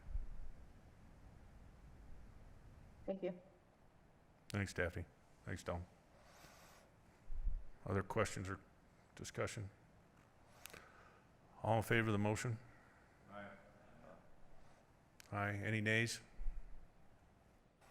Got one nay from Willie. Okay, motion passes. Thank you for everyone's patience. I know this is a very difficult process and square pegs and round holes. And with that, we'll move forward and think we have another bite later. Are we still going to go over the SEC comments, or are we just accepting those as is? I was going to ask the same question. I assume the SETT is going to continue to submit your own comments. The motion would reflect SEC's comments. Mr. Chair. Hold on. I got Steve first, and then I'll go Jake. Okay, Jake, go ahead. Mr. Chair, I think, you know, what I'd like is maybe consider another motion, maybe not directing, but we ask the set to look at their comments in a reasonable way and ask them to refine them or make them through the lens of the state plan. So it's just simply an ask of them to do that and leave it at that. We have a motion. Have a second. Kyle's a second. Discussion? Go ahead, Bevan. That was my question. Was that a motion? So Yeah. answered it. So, Mr. Chairman, will we be able to see those comments before they go out from the set?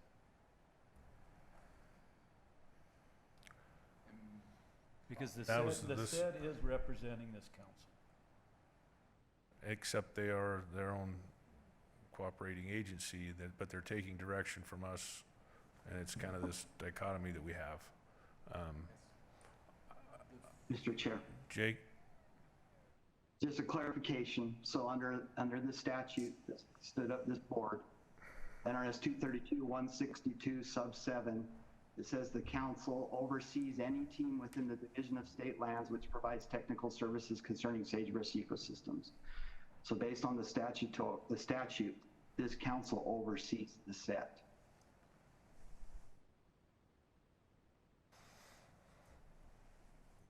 So we have, okay, Kyle? Thank you, Mr. Chairman. That's my understanding too. I mean, that's kind of the way I've operated as well. I guess the question that, Steve, your question brings to my mind is, I guess it's a two-part thing. One, would we have the opportunity to see those comments before they are submitted? And then, is there a desire for approval of those comments? And that becomes an even tougher thing to try to get our arms around. Did I hear that as part of the motion, though, that it was going to come back to us for review before submission? It wasn't. Jake? My motion was just to ask the set to look at the comments and frame them through the lens of the state plan, consistency with the state plan. And I think that's all based on the conversation. We know there's a governor's consistency review. We're going to be actively involved in that. There's an opportunity here for us to ensure, you know, that we're voicing that whether or not there's consistency with the state plan, there's other opportunities for that. I think at the short time frame right now, it's just, in my opinion, probably the best we can do in asking the set to do that. The best they can do under the time limitations and other workload and et cetera. Is that correct? Okay. So, further discussion on the motion? All in favor? Aye. Opposed? Aye. Steve opposed? Steve? Okay. Anybody else? Okay, motion passes. Okay. Kathleen, I hope that's at least somewhat, well, it sounds like we'll have other opportunities later on, a consistency review, just the best you can. If you see places that, I don't want to not state what this is, but if you see places that are obviously not in alignment with the state plan, that you have comments that maybe need to be refined. Do we want to go over the SEC comments, or are we good? The comments that the SEC provided by the May 10th deadline to myself? Yeah, I guess we should probably, there were comments on your comment? No, they were just comments on the plan itself. It was requested to the SEC to go through the document and provide comments, their own comments, and I would align them with our comments, and we would review them during the next SEC meeting. Yeah. Sorry, I'm trying to keep up. Let's do a 5-minute bio break. Come back to those. Thanks.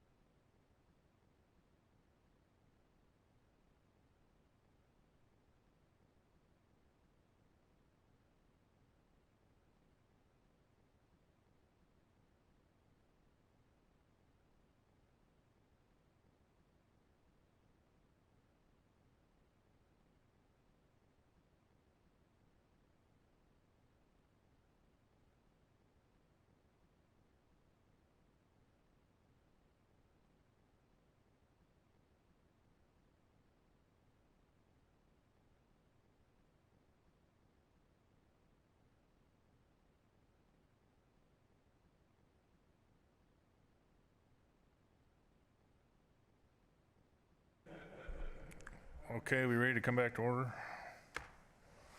If you don't mind. Okay, Kathleen, thank you for your patience, and we'll go forward with the comments you got from the SEC members, if you don't mind, please. It's still under item 8. Yes, sure. I believe that that the comments that are in front of us as the next 4 slides were submitted by 2 of us. And I believe that based on the motions that we've already had, they ought to not be withdrawn as possible comments for the SEC to make. They might be possible comments for the set to make as per previous motions, but that would be up to the set.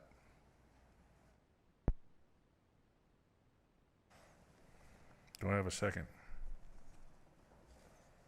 I'll second. Okay, Bevan seconds. Further discussion? All in favor? Aye. Opposed? Okay, motion carries. Thank you. With that, anything else under that item, Kathleen? Okay, thank you. Earlier, I saw Pat Johnston had joined us for item 7, the public land rule presentation discussion. Hi, Ms. Johnston. Yes, hello. If you would like to proceed now, that'd be appreciated. Absolutely. I have about a dozen slides or so, and then after that, we'll have time for a conversation. How does that sound? Perfect, thank you.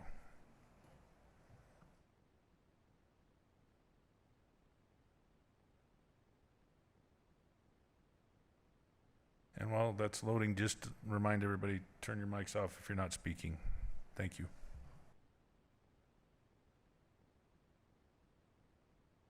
Okay, are you able to see that? Yes, ma'am. Okay, great. All right, I'm here to speak to you today about the Public Lands Rule. I am the project manager for the Public Lands Rule. I've been with this project for about a year now. And the Public Lands Rule delivers on the Bureau's promise to sustain the health, diversity, and productivity of public lands for present and future generations. It comes at an urgent moment in the face of unprecedented drought, increased wildfires, new and increasing use, and the declining health of public lands. It also focuses on ensuring the Bureau manages for landscape health to achieve its multiple use and sustained yield mission. It also clarifies conservation as a use within FLPMA's multiple use framework. Now, the rule is basically broken up into 3 buckets, is how we kind of refer to them. One is to restore lands back to health. The other is to provide informed decision-making and to protect important landscapes. With regard to protecting important landscapes, we want to maintain intact, functioning landscapes. The rule provides direction to identify intact lands and manage certain intact lands to support wildlife habitat, migration corridors, and ecosystem function. It also requires the BLM to maintain a publicly available database of landscape intactness data. It also provides for consistency in prioritizing the designation and protection of areas of environmental concern, ACECs, a requirement of the Federal Land Policy and Management Act. ACECs are managed to protect specific wildlife species, values such as fossils, uses such as recreation or research, or natural hazards. We also promote locally driven and locally led conservation. With regard to restoring lands back to health, it directs land managers to identify and prioritize lands and waters for restoration and create a restoration plan for those priority landscapes every 5 years, which builds on investments under the current Inflation Reduction Act and the bipartisan infrastructure law. Also establishes the process for applying for, evaluating, analyzing, granting restoration leases and mitigation leases, including suspension and termination, determining noncompliance, and setting bond obligations. It allows for mitigation leases to provide for compensatory mitigation funds to be invested on public lands in a consistent and durable manner for the first time. It also responds to state, local, and industry partners who requested a clear path for compensatory mitigation to facilitate balanced development and provides for durable mitigation to take place on public lands. So now we have restoration and mitigation leases. As many of you will recall, in the proposed rule, we talked about conservation leases. And when we talked about conservation leases, we talked about those within the frame of restoration leases and mitigation leases. What are restoration leases and mitigation leases? These leases are a mechanism to provide durable mitigation and restoration work on public lands. Leases may be issued in response to proposals submitted to the BLM and for two purposes only: to restore degraded landscapes to more natural, resilient ecological state, or to mitigate impacts to resources resulting from other land use authorizations. The BLM will evaluate collaboration with other permittees and compatibility with uses as a part of assessing a potential lease.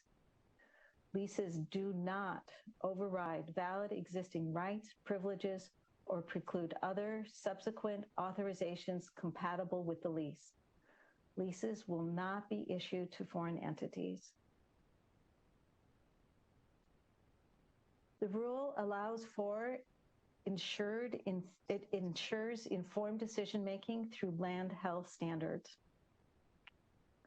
It incorporates consideration of land health into all decision-making, not just grazing. By acknowledging overarching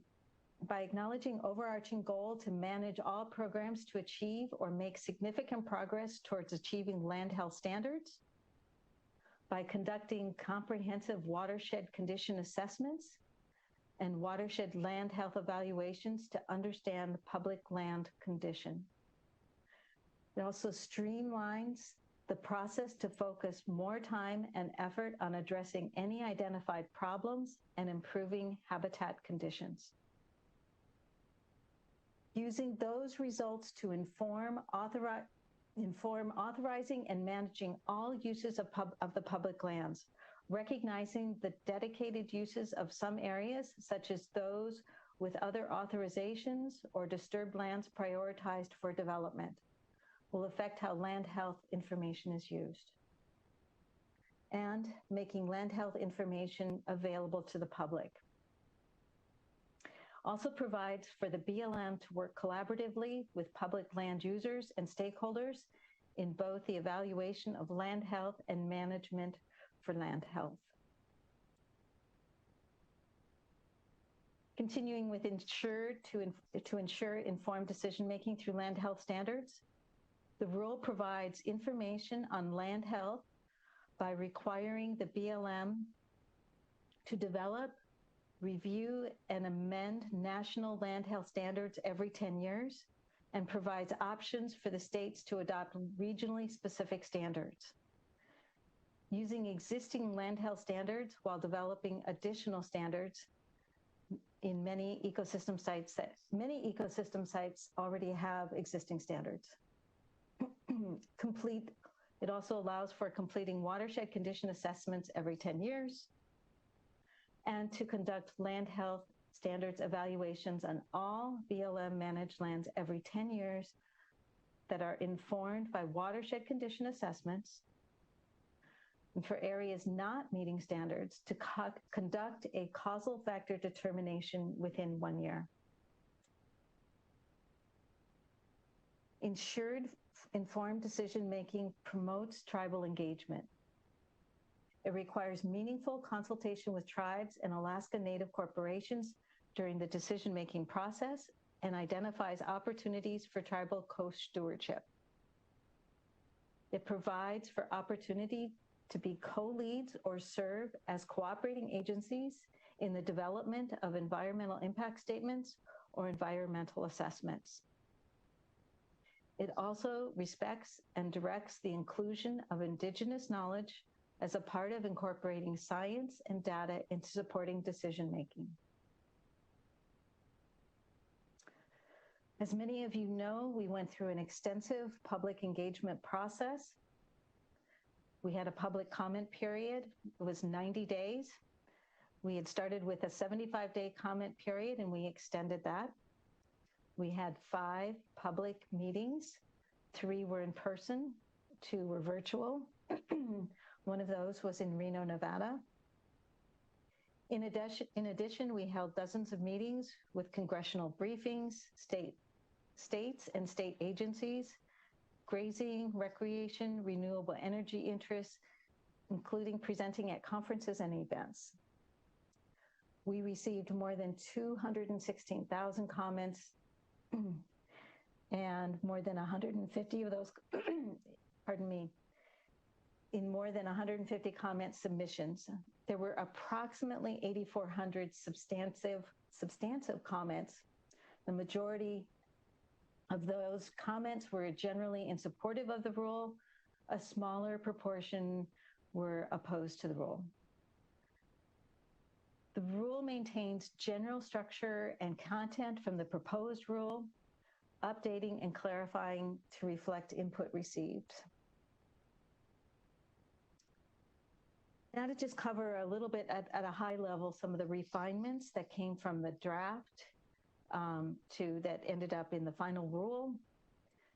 With regards to leases and leases for restoration and mitigation, I covered that a little bit. We changed the nomenclature from conservation leases to flat out restoration leases and mitigation leases.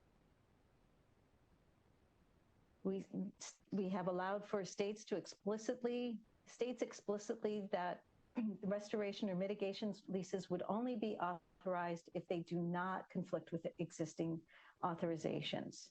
So we're really clear on that point. Additional opportunities for conservation districts and state wildlife agencies to hold restoration leases. And we also prohibit foreign entities from holding leases. So that was one of the things in the proposed rule is we asked for comments as to whether or not there should be opportunities for state wildlife agencies to hold these restoration leases. And so you will see that now has made it into the final rule. We removed the term enhancement as a purpose for a lease. And because that caused a lot of confusion and was somewhat ambiguous. Another refinement identifies factors that will make a proposed lease more likely to be accepted, including collaboration with existing permittees, adjacent land managers, working with local communities, consideration of environmental justice, and desired outcomes that are consistent with existing land management, such as management for recreation or permitting development. Additional refinements that you might be of interest are regarding ACECs. The final retains overall approach to updating existing areas of critical environmental concern regulations to better ensure that the BLM is meeting FLPMA's requirement to give priority to the designation and protection of ACECs. It further clarifies the process for considering, designating, and managing ACECs, primarily during the land use planning process. Clarifies how the ACEC should be designated in order to protect important values, while specifically addressing how BLM will consider ACECs proposed in areas identified for development or during evaluation of a proposed action. The rule also specifies how to carry out temporary management of proposed ACECs in situations where this may be needed, while emphasizing BLM's discretion in conducting evaluations and applying temporary management. Continuing with those refinements, states that the sustainable recreation is compatible with conservation, including restoration and mitigation leases, and that the rule is not intended to prevent or decrease recreation use. The rule identifies habitat connectivity in old-growth forests as an important element of ecosystem resilience and intact landscapes. The rule emphasizes the use of watershed condition assessments and national standards for evaluating land health. It identifies efficiencies for incorporating this information into decision-making, clarifies how trends toward meeting land health standards inform management. The rule reiterates that development, including clean energy, would continue to be permitted while emphasizing importance of avoiding or minimizing impacts. And while the impacts are unavoidable, using compensatory mitigation, including through mitigation leases. The rule continues to emphasize and elaborates on opportunities for tribal co-stewardship and the importance of incorporating Indigenous knowledge into decision-making. So next steps, as many of you are very aware, on May 9th, there was a Federal Register publication of the final rule. On June 10th, the Public Lands Rule does go into effect. And I would urge you to go to our website for the Public Lands Rule at blm.gov. There are a number of resources there available for you, fact sheets and the like. And I think that is it. And we will. Thank you, Ms. Johnson. Questions from the council? Steve? Yes, thank you, Pat. Steve Boyce for the record. Thank you, Pat. That does clarify a lot of questions I had. I would like to make just a couple statements. One, that permittees have been involved in things like this for quite a while, investing their own funds for betterment on the public lands. I think there's a real opportunity. It could be an extremely positive rule, and as a permittee, potential problems down the road. I think the key from where I'm at and the people I represent as permittees is that we are brought in early enough, consulting with proposed leases, and in on the ground floor of actions that might take place out on the public lands. You know, there's all kinds of possibilities. Grazing boards have funds that we don't always get on the ground. I could see this as a potentially, for an example, putting cattle guards in, things like that. Public access, gates get left open, cattle are in pastures where they're not licensed, and riparian areas and all kinds of things. I just see a lot of potential. We have a collaborative process where we ranch and we work as a team. And all the interested parties come together a number of times of the year, and it's a very and good things happen on the ground. Hopefully that's what will happen. On the other side, if we're not consulted and in on these decisions, and a participating member of this, I'm going to call it a team. If someone decided for, say, a fire restoration or some seeding projects, and you put the permittee in a position where they have to rest, they're required to rest that ground from grazing, and they don't have anywhere to go with those cattle, it could be a real problem. So hopefully all those things will be taken into consideration.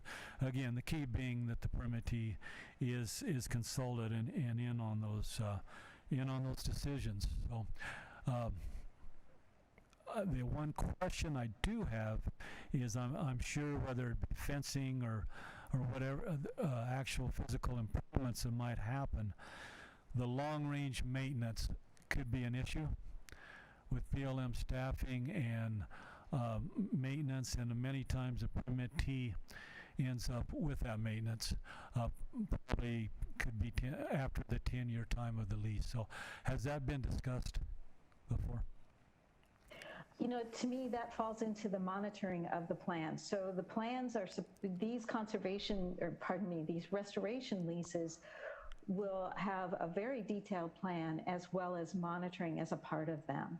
And so I could very much see what you're talking about with maintenance being folded into that monitoring piece. I would hope so. All right, thank you. Thank you.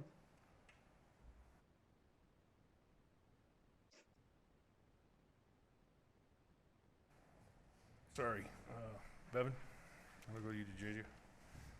Thank you, Mr. Chairman. Bevan Lister for the record. Pat, thanks for the presentation. I've got a couple of questions.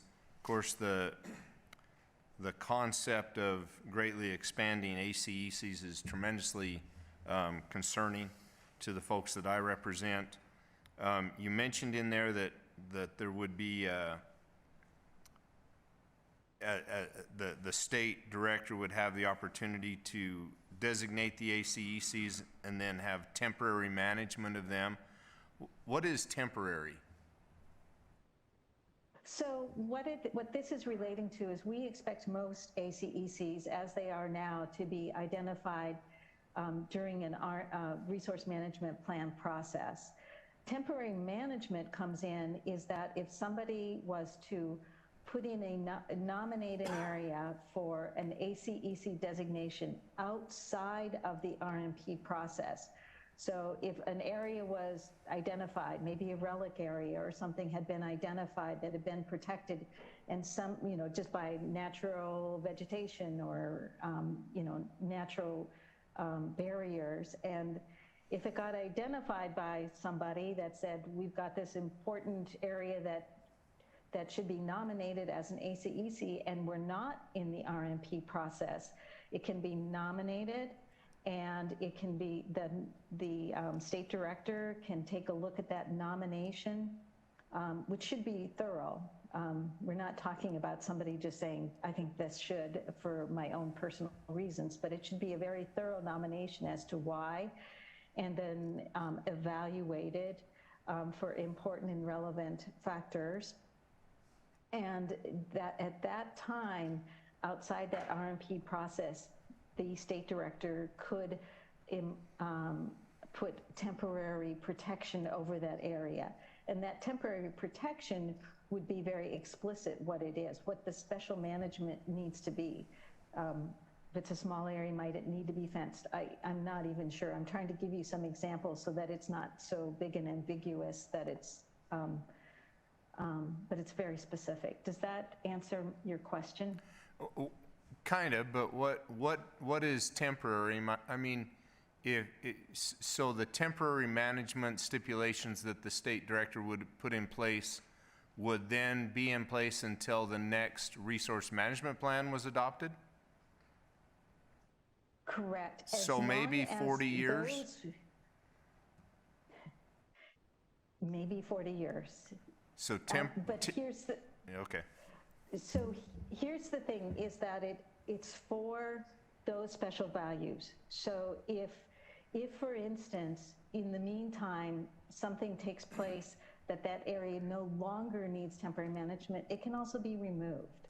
It's all about the important and relevant factors and maintaining those in those areas. It's not a blanket protection. Okay, thank you. So, Mr. Chairman, if I may, I got two more. Again, in relation to ACEC designations, currently there are some ACECs in the state of Nevada. None of them have management plans written for them.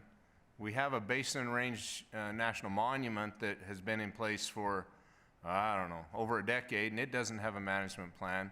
We just had a court case come down that Wild Horse and Burro HMAs need to have management plans. And each of these ACECs as designated will have to have management plans written. Can you speak to the capacity of the BLM to be able to catch up on these decades of missing plans? I really don't think I have anything more that I can say about that. I'm not in a position to answer your question with any sort of authority. Okay, fair enough. And then there was one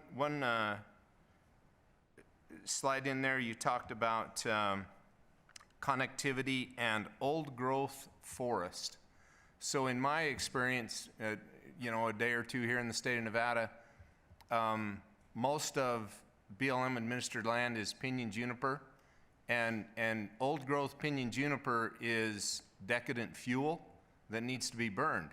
How are you looking at improving management of old growth forest on BLM administered lands in Nevada?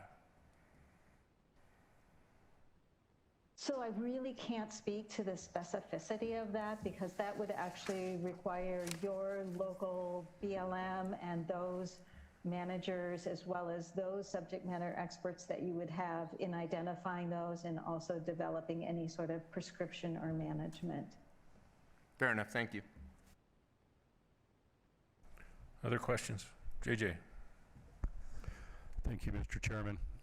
Thank you, Pat, for the presentation today. Director Goykachi, Nevada Department of Agriculture.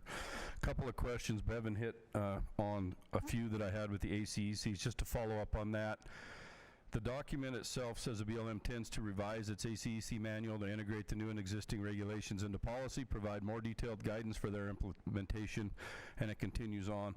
What's the timeline that we can expect to see that manual updated and those policies changed? So that manual will probably come out within, I would say probably this summer, probably June, July. It's pretty close to being available. So it'll be coming out this summer. Okay, thank you for that. And then land health standards, currently those need to be approved by the RACs. I'm hearing that that may not be the case now with this proposed rule.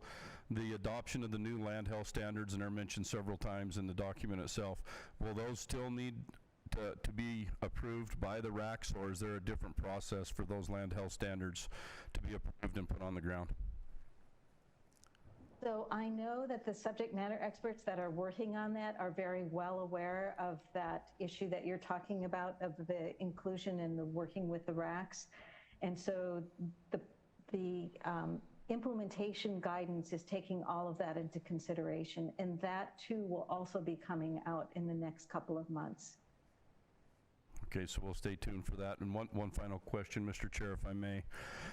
Thank you for including wildlife agencies as being able to be leaseholders. Did you contemplate other state agencies being able to hold leases as well? And if so, why were they not selected, i.e. natural resource conservation, agriculture, to name two? So the wildlife agencies were the ones that were recommended to us, and those were the ones that we discussed, and those are the ones that we included in the rule. Thank you. Other questions or comments? Oh, Jake, sorry, there you are. Thanks, Mr. Chair. Thanks, Pat, for the presentation. You know, representing local government, we had commented on it on the proposed rule, where it talks about, you know, say term leases, say a free use gravel pit permit that aren't, you know, in perpetuity. They come up for renewal every so often. Grazing permits are also term permits. There's multiple term rights of way that BLM grants that come up for renewal. Many of those are held by local governments for, you know, those community purposes and access and all those types of things. So it's still not clear. Maybe you can provide. So it says, you know, a lease that any subsequent lease would have to be consistent with a restoration lease. Yep. And so that becomes like, how does that work where there's a term permit in place, say for a gravel pit? I'll give that as an example. And a restoration lease gets placed on that same covers that same ground. The gravel permit expires and then has to be reauthorized, and I think then could be argued that it is not consistent. Then it becomes subsequent to the conservation or the restoration lease.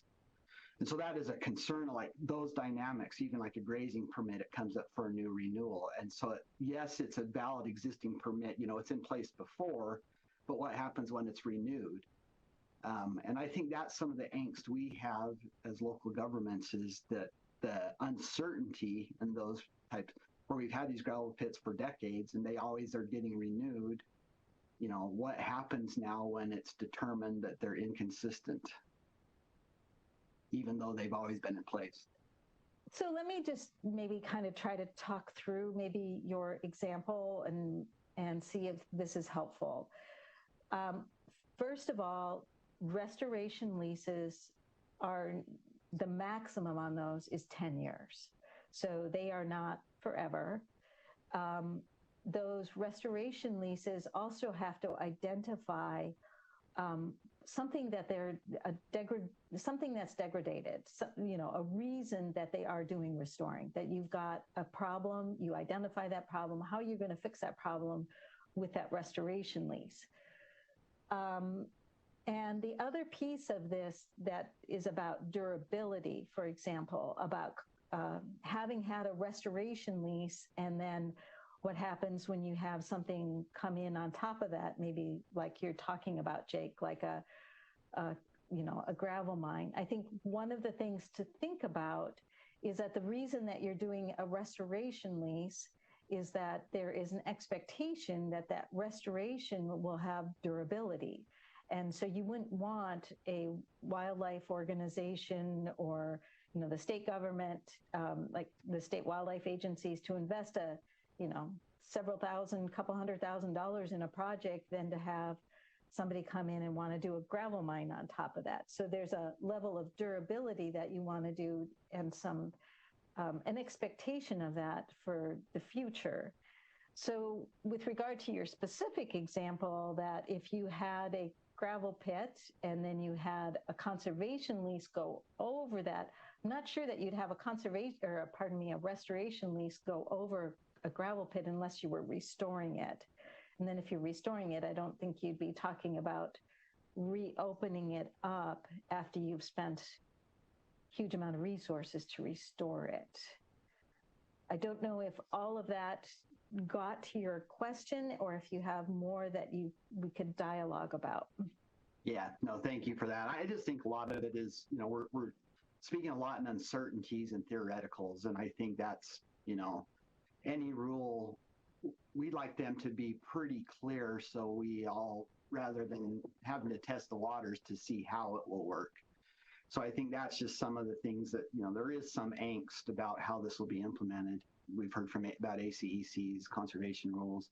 The other thing is I look at all the intent of the rule, and I can provide dozens of examples in Nevada and in the West, how we've met that intent without this rule. We've provided good private party conservation practices. Like there's the Barrack Bank Enabling Agreement.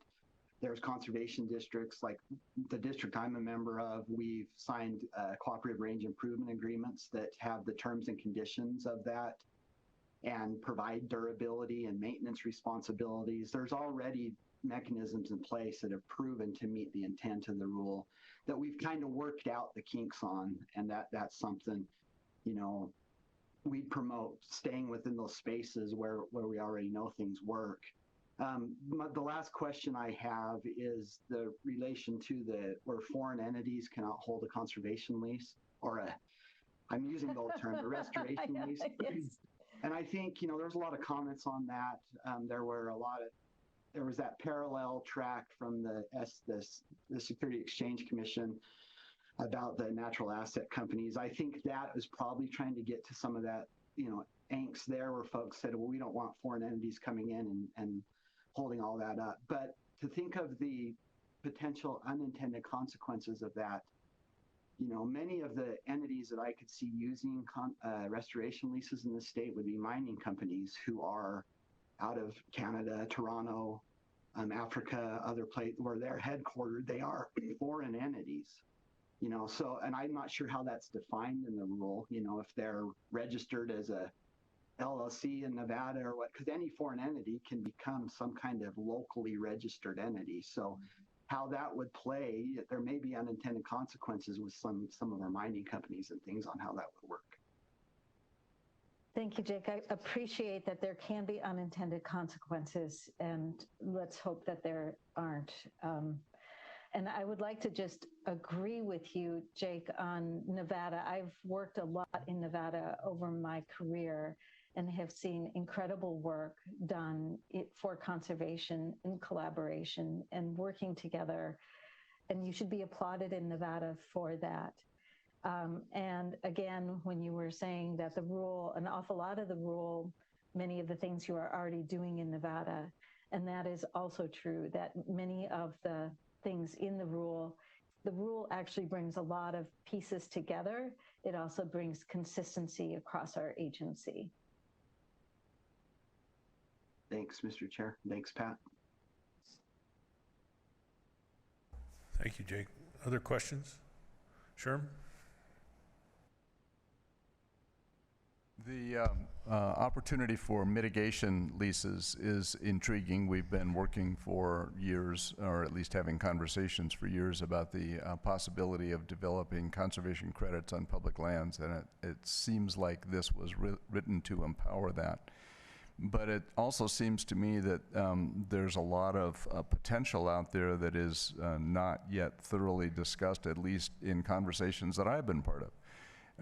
Is there any sort of a planned process? Should we develop a planned process for having conversations about what this empowers so that we can be as fully creative as was intended or as could be, so that we can do our best collectively to make our conservation credit system more effective?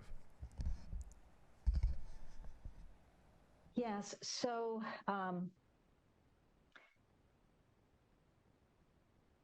sitting here thinking about how to best incorporate what skills, what experience you have in Nevada and the things that I think you're talking about, Sherm. And I think it would be great to take this conversation probably offline and have a better idea what you're working on to see how they can meld with either the restoration leases or the mitigation leases, because the mitigation leases allows for mitigation banking, which might be some of what you're talking about.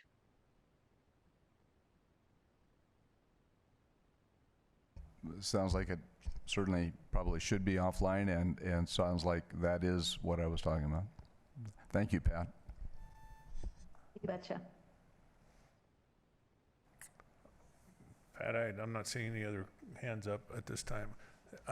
Chris McKenzie, for the record, just a question, and forgive me if you covered it. Are there any minimum or maximum sizes to these leases? No, the size of the lease should be determined by the size of the project. What is it that you're trying to solve? What is the problem? And have the lease appropriately sized. We wanted to be real careful not to put artificial limits, either small or big, on those restoration leases. Go ahead, Biff. Sorry. Yeah. No, not at all. That was a question just in terms of your mind starts to ramble. Somebody wants to take the entire Independence Range and do something, and so I just was curious as to, I thought it had been anticipated. Thanks. I appreciate that, Chris. And Pat, his question probed one for me. So how will the cost of these leases be determined? So we use something that, so we use all of a sudden it just went out of my head. We actually have a sister agency that actually gives us what it costs, what we charge for restoration leases, depending on what the activity is. I want to say AVSO is the organization that we submit the lease to what it is you're leasing for, and they have tables and factors that they then determine the cost of a restoration lease. The other thing, though, that I'd like to point out is that in an awful lot of cases, the expectation is that a restoration lease is where the party, I mean, let's say it's your state wildlife agency is bringing a lot of money to the table to do a restoration lease, that too can be taken into consideration, because what we're trying to do here is get to improve the public land. And so if what we're doing is improving the public land at a cost of an agency, we are likely not to charge for that lease, where that lease fee would be waived and an evaluation would be made of that. And I would imagine under these restoration leases, there'd be a fair amount of that, depending on, again, weighing what is being brought to the table and what is the public benefit and what is the benefit to the public lands.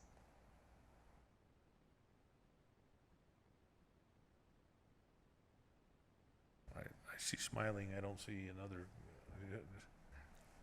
No, sorry, Chris. I'm going cannot to see one the last smiling. one, I and hope then it's I'm going to nice. shut up, Pat. So in that context, who gets to make that determination? Who decides whether a lease has a fee or not? Or who makes that decision? Whether it's waived or not is what you're basically asking. And that would be the authorizing officer. And right now, I think that's the authorizing officer is our state director, our decision maker.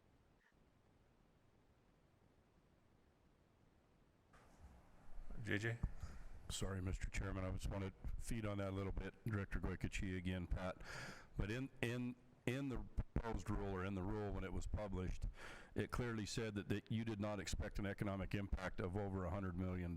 So are we, or are you therefore kind of telegraphing that you don't see a lot of fees or a lot of money being generated from this?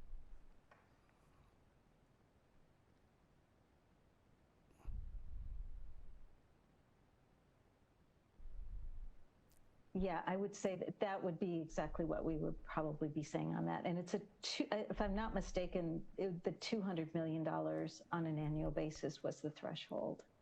Okay, it might have been. It was in relation to CRA. So thank you. And it does say does not have an annual effect on the economy of $100 million or more. Okay. Thank you, JJ, for that.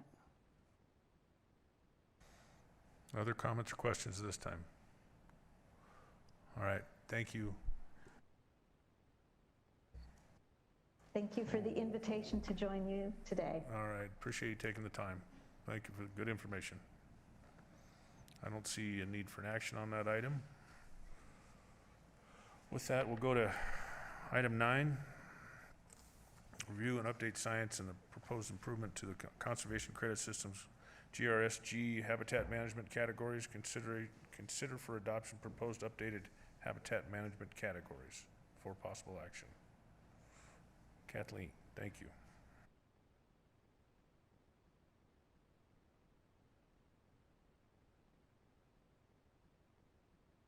Thank you, Mr. Chair. Okay. All right, so you guys have seen this before. I want to also direct your attention to the 3 map packets in front of you, which kind of go into the a little bit more detail of the final maps that we are proposing today. I'm not going to go through this reasoning. I think you guys know by now why we have this update, what our requirements are and why we're doing this. Just keeping up with research and science. It's not necessarily a good look to have a cutting-edge mitigation program behind in the science. And we are, it's been said a lot of times, just we are a good cutting-edge mitigation program that a lot of states are following. So just a reminder of what these maps are. We're updating the 2024 HMAs to replace the old 2015 maps. It's a model. It's not going to be perfect. classifies habitat based on suitability and probability of occupancy. It uses the best available science and modeling techniques and has been vetted by various groups, including ourselves. It is for use at a landscape scale, not necessarily for on the ground scale.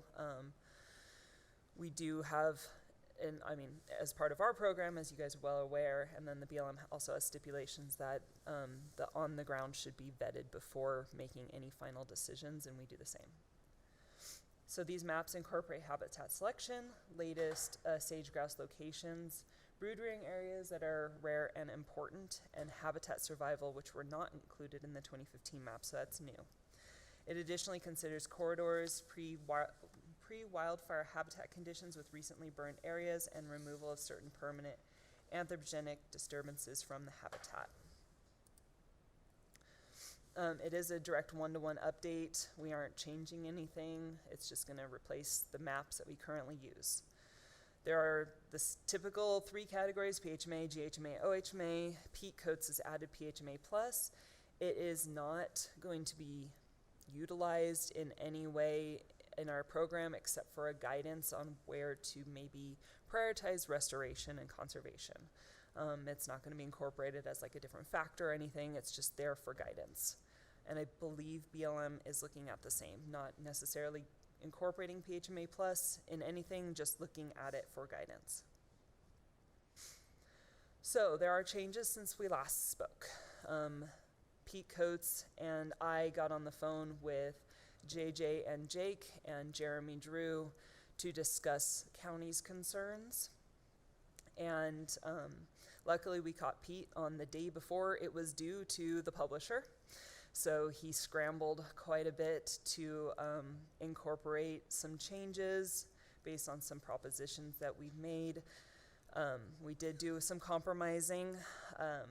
So all buildings were masked. It was a layer that USGS had on hand that outlined all larger, like house size and larger buildings within habitat. They masked them out, completely took them out of habitat, and then buffered them by 100 meters, created a 10-kilometer buffer around the towns, and grabbed anything within that like 10-kilometer buffer and those 100 meters around towns and reduced that habitat level by 1 to account for urbanization and increase in those towns. So you can see like the differences in that map. On the left is the map that we proposed last time, and on the right, on the right is the new map with Pete's changes. So in regards to our old maps, this is what we are currently using, and this is what is being proposed now. Not much different than what you saw last time, just those areas masked out. And then I have, for your consideration or for your use, some more detailed maps of zoomed in areas just so you can kind of see the differences. And that's it. Does anyone have any questions? Questions for Kathleen? Kyle? Thank you, Mr. Chairman. Just to make sure I understand this correctly, these maps, the data that goes into this is based on the science that this council has already approved, and this is just a representation of this on the map. Correct. Okay, thank you. Bevan? Kathleen probably should have this conversation with you offline, but after our email exchange on the maps, I spent a couple hours on the website searching, and I could get into where I could see closer, but still not able to, to go to like a section or even a township level and know where those boundaries were. Am I looking for something that's not available, or am I just not looking in the right place?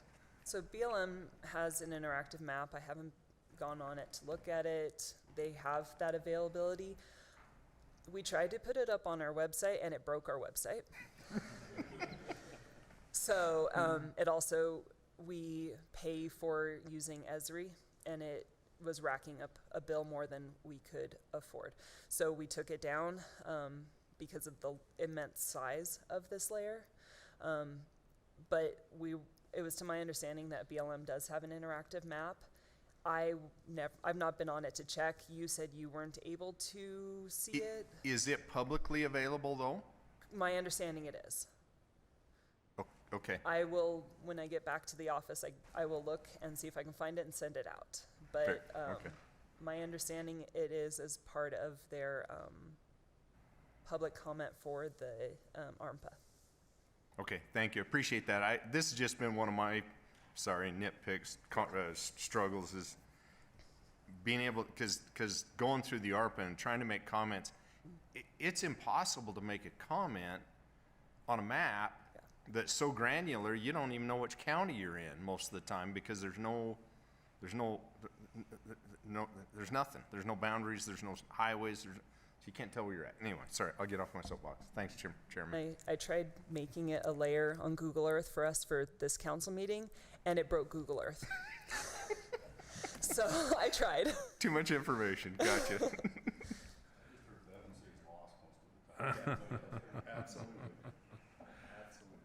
Jake, I see your hand is up. Yeah, thank you.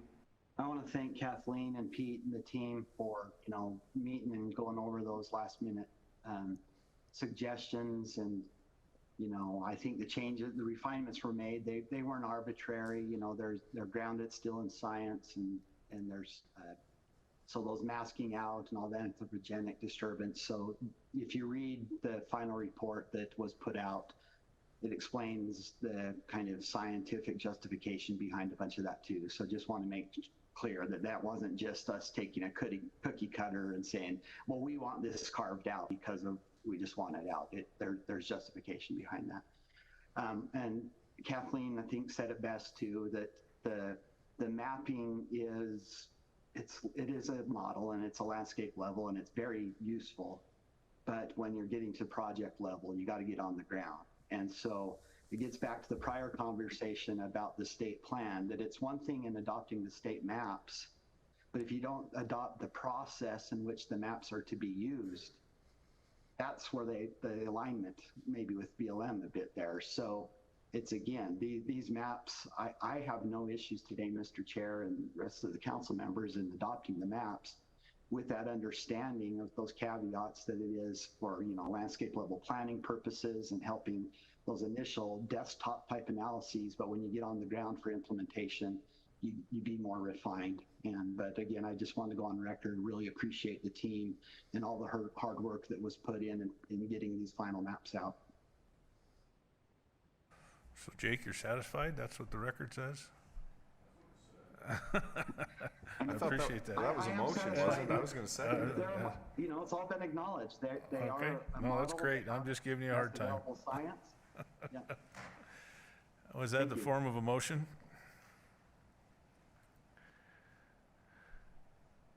Yeah, I'd make a motion to approve the updated maps with the understanding that they are to be used at a landscape level and implementation is based on refined on the ground information. Motion and a second. Further comments, questions, discussion? Mr. Chair, I'd just like to echo what Jake had said and thank Kathleen and Pete for reaching out and making that happen. That was a long discussion, but we got where we needed to get, and the only other time I ever saw Jake happy was when he had a bacon sandwich. Any other questions or comments? Yes, Steve. Maybe I wasn't following along, which is, but so we can go in, and it is possible to zoom in. I mean, where did you leave? I lost you. On a BLM side or? My understanding is that BLM does have an interactive map for the public to look at these maps. I'm gonna have to find it. I haven't looked at it. Obviously we have the layer of our own and we've been working off of that, but BLM supposedly has an interactive site that you can look and zoom in on these maps. I will try to find it when I get back to the office and send it out. Okay, all right, thank you. Any other comments, questions? Mr. Chair. Oh, yes, Jake. On that point, Tim Bowden's on and he mentioned, so BLM doesn't have a public outward facing like web server on this. a USGS, there's a cooperating agency version that if you're a cooperating agency, you can look at it through a map server or GIS map server. But Tim did put in the chat about the USGS availability of that for the public. My apologies, I was mistaken. He might be able to clarify. There is a USGS layer that you can download. It is through ARC, so if you don't have ARC, you can't see it. If there are specific places that you are interested in, I am more than willing to make you your own map, zoom in as much as I can, and send that to you in like a PDF form or image form. Let me know. Mr. Chair, sorry, one more. I think this shows, this has come up over and over. If you look at the e-planning website for BLM on all the sage-grouse plans, many states have their state-specific map server accessible to the public. We don't. And it might be, we need to find some way to, you know, either tile those shape files or whatever it is to make it where it's more user-friendly. There's ways to do that with some GIS expertise. So that is something, you know, maybe we can put on to work with, you know, our appropriate state agencies, BLM, USGS, to get something that we house on our website that makes it more easily accessible for the public. Okay. Thank you. Questions, comments? All in favor? Aye. Opposed? Kathleen, that was a long and winding process. We're finally here, and thank you for your patience. With that, we have item 10, consideration of the June 2024 semi-annual report for submission to the Governor's Office in accordance with NRS 232162 for possible action.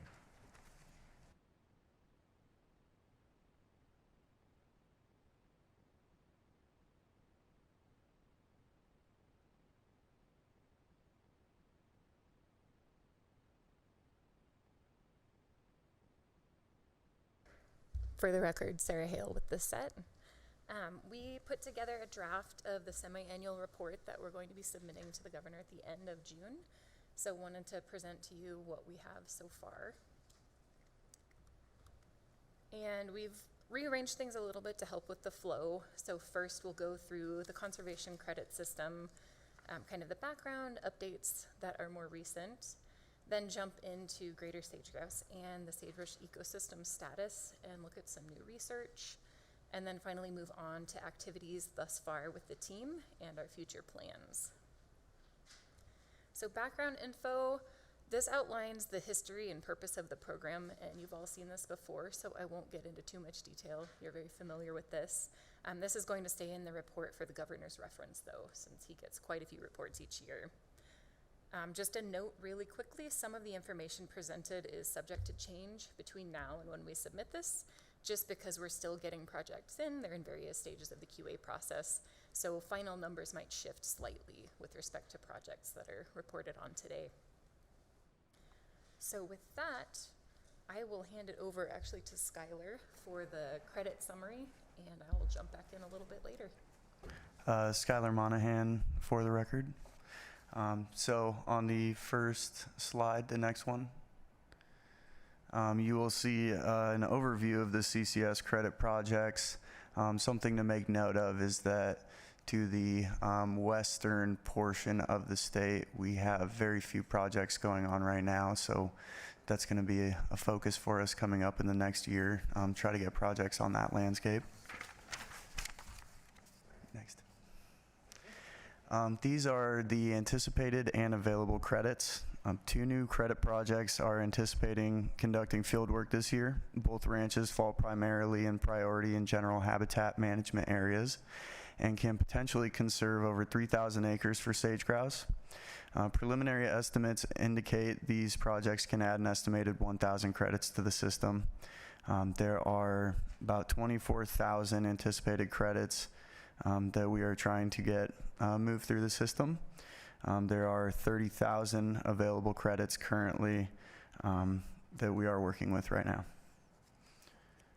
Next one. This is a report of the credit transfers to date. We can actually go to the next slide. Thank you. There's been a total of 10,809 credits transacted in this program for a total of over 34,000 acres conserved.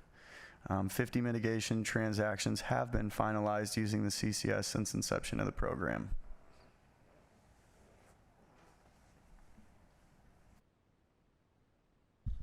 Cheyenne Savito for the record. So now we'll go over our debit project summary.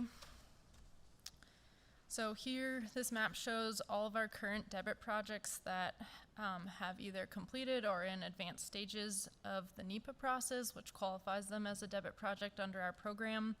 The red circles are projects that have mitigated all of their debits, and the orange stars are projects that still have outstanding debits to mitigate. Next slide, please. Our projects with unmitigated debits are listed here and on the next slide. Several debit projects representing various industries are working toward gathering field data for quantification of debits this spring, with some submissions from previous years now going through the SET's quality assurance process.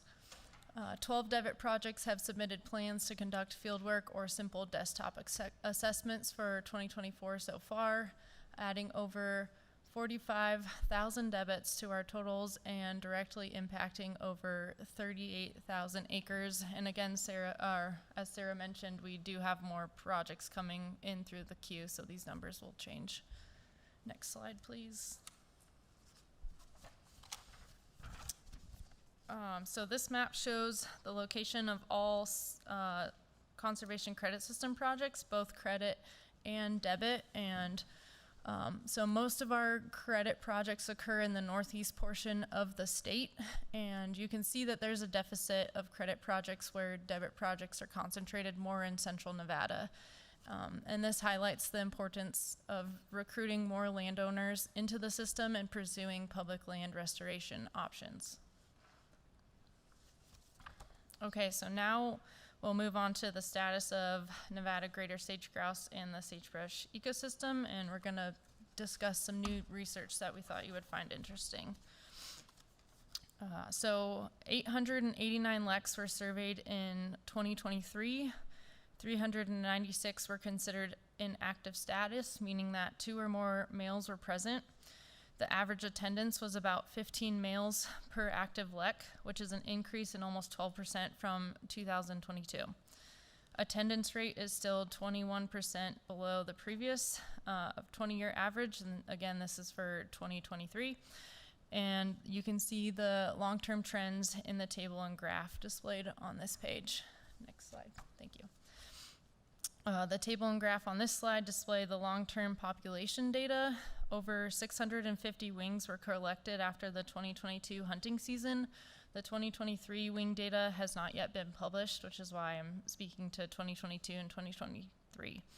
The 2022 season had an estimated production of 1.65 chicks per hen, which was a significant increase from the previous year. Nest success had a 7% increase over the long-term average.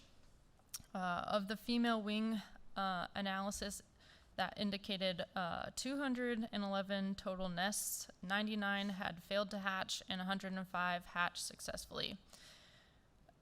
For this 2022 data, long-term data indicates that recruitment rates are still declining and productivity over the last decade is not sufficient to support this population over time.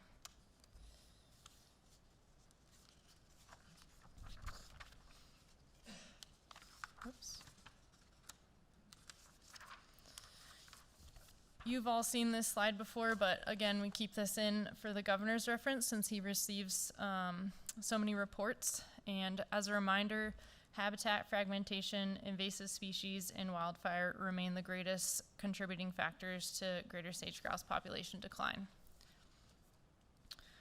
The 2024 wildfire season is projected to be severe. So we at the SET are prepared to address these impacts to credit and debit projects from wildfire, and our reserve account currently has a balance of over 1,200 credits.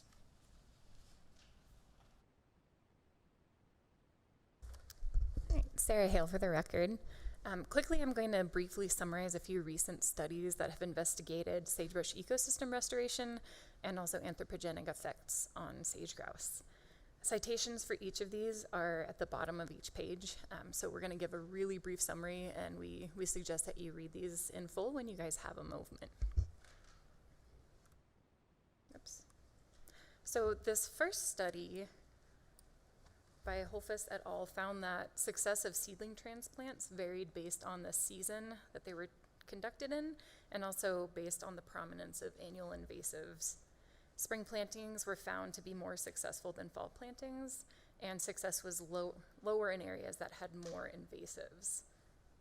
The study provides guidance for enhancing the success and cost effectiveness of future restoration efforts that can be carried forward in the state of Nevada. The second study we're highlighting was an interesting one that demonstrated the effectiveness of using low-tech stream restoration practices to enhance wet meadows for Gunnison sage grouse. So this will be helpful, again, with carrying forward some very easy, cost-effective practices in the state of Nevada for habitat restoration. And finally, this study is interesting that it is specific to Nevada, and it outlines the effects of geothermal facilities on sage grouse at 2 locations within our state. In general, they found that areas adjacent to geothermal facilities experienced decreased adult survival, decreased nest survival, and increased raven densities that were associated with the facilities. Very alarmingly, greater sage grouse abundance declined by 24% within 5 kilometers of these facilities, and luck absence rates increased by a staggering 730% within 2 kilometers. The authors didn't end on doom and gloom, but they did helpfully suggest or identify a tool for targeting areas for future geothermal development where impacts would be avoided or minimized. So there is hope going forward with geothermal. And so that wraps up those studies. I again would suggest diving into those when you have a moment to get more detail on the background. So I wanted to move on and discuss what we've been up to with the set this year and our plans going forward. So we welcomed a new team member that you've all met, Skylar Monahan, in January, and we'll be welcoming the new NDF member we anticipate sometime in June. So we will be fully staffed once again. This year, we also were able to attend the annual SRM meeting that was held in Reno, and we co-hosted a booth at the trade fair with the conservation districts. We held our 9th annual verifier training in January in Reno again, and we have been able to visit 1 credit project for the 5-year assessment.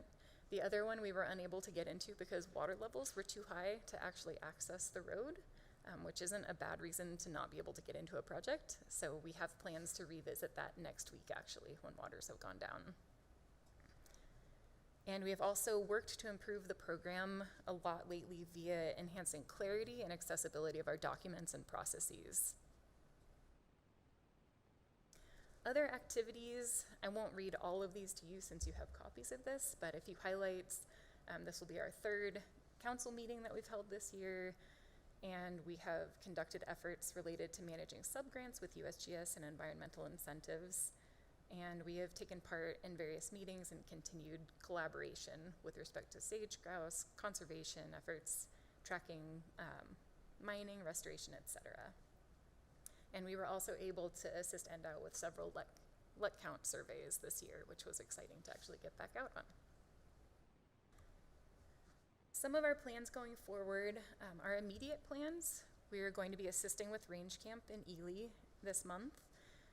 There's going to be a field trip on a debit project that will be also attended this month. And we will be attending next week a field tour that's going to be held by the Schussel Resource Management Group up in northeastern Nevada. And we have quite a few long-term plans outlined here that we will continue working towards, such as continuing collaboration with agencies, landowners, developers, project proponents, and verifiers, reinitiating the adaptive management process associated with the triggers and warning system, and we will continue integrating the best available science into the program. And with that, we just want to thank our agency partnerships and collaborators. And we'll take any questions. Questions, comments? Motion. One question. Steve? With the sage-grouse counts and the numbers that you had up there, that is for 22, or were there any 23, 24? Was it just 22? The data that on the sage-grouse? Cheyenne Acevedo for the record. The data presented in this report was for the LEC counts in 2023 and the wing data in 2022. NDOW typically publishes, if I'm correct, in August, the 2024, 2023 data. But there was 23 data in there. Yes, for the LEC counts. For the LECs. Okay, thank you.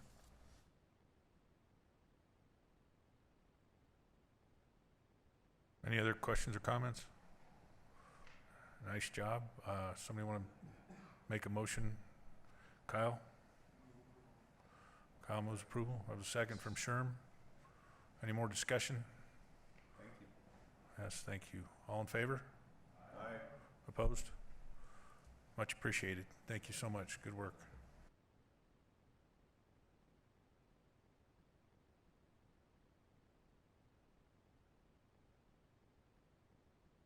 I know JJ gets pretty cranky, or crankier, when he doesn't eat, but I think we'll keep motoring through if everybody's okay with that.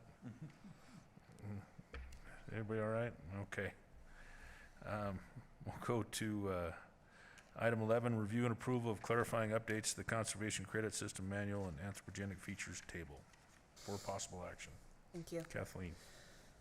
So this shouldn't be alarming. It's just a couple things that I want. Well, one I wanted to just bring forward to incorporate into our user's guide and manual based on decisions we've had to make over the last, this field season with new projects coming in. Every single year we get a different type of anthropogenic disturbance coming in, and we have to figure out where to put it. So I just wanted to make sure that we incorporate that decision into our documents so that for future reference it can follow along the same lines. And then a request from for the SEC to slightly reduce our workload and your workload in the future. So I'll get into that. The first one is updating our towers definition, our communication tower definition, to include satellites, large telescopes, and other antenna for communication or broadcasting. We did have a project come in with a large satellite and didn't really know where to put it. So we put it in under obviously towers and communications, which is, we worked with a science work group, asked around at NDOW and P codes and asked how this would be similar, and it was a unanimous consensus that it fell under a communication tower category. So we wanted to make sure we updated that definition. You say satellites, you mean like satellite dish? Yep, a very large satellite dish. Okay. I didn't, the satellites I think of up in the air. No, a satellite dish. It's about, I want to say, what was it, like 20 feet tall and 16 feet wide. So, very large satellite dish. ESPN Ocho.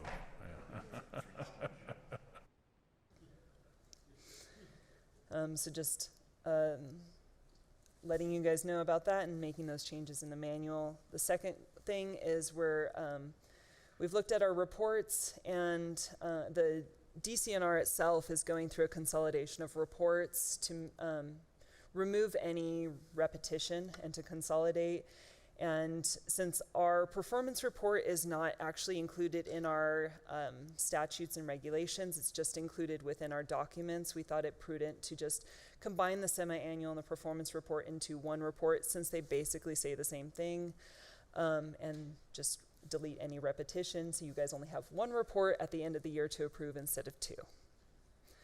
So if we can get your approval on that. So one report as we currently just presented before June 30th, and one report before December 31st. Questions or comments? That's Evan. Thank you, Mr. Chairman. Bevan Lister for the record. So I got to know about this satellite thing. Is on a stand? I mean, is it? I assume it's not sitting on the ground.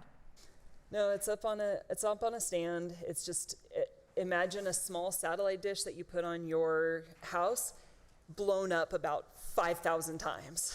So, but how high is the stand? So what's the total height of this thing when it? It's 20 feet, right? 20 feet. So it's close to the ground. The bottom of it's close to the ground. Yeah. I'm just trying to get a picture. My husband and I just went down to Southern California, and I saw those same satellite dishes on the drive down, and I was like, that's what we're looking at. I can see them now. Gotcha. I'll move that we approve the change in the definition, or add the definition for satellites, large telescopes, and other antennas into our communications towers. And approve the combining of the reports. Second from Sherm. Kyle, you had a question? Are you on? Sure. Okay. And this actually goes back to a discussion we were having earlier in this in the Sagebrush RMP discussion. But you had mentioned that when we were talking about the balance of how the program is supposed to work, and that you're balancing between guiding proponents towards, I guess, kind of the right path in terms of, the appropriate mitigation or putting their projects in the right places, versus having people very upset about just not being able to build at all. And I'm going to ask you a question that maybe you can't answer at this point, but I'm just curious. In your opinion, with the changes that we've made to the science, and with the various updates that we've made over the last 6 months to the program, do you think we're in that sweet spot now where the program is balancing that in a better way?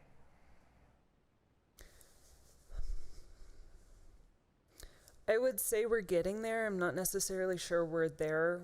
We haven't seen much reaction in the way of trying to avoid habitat or shift projects slightly outside to lessen any impacts. We haven't seen that shift even with the changes that we've made in the recent past. I would like to see that, or at least a pause to consider the impact that they're having with those changes. We do have one project that they're pausing, and we will talk about them next time.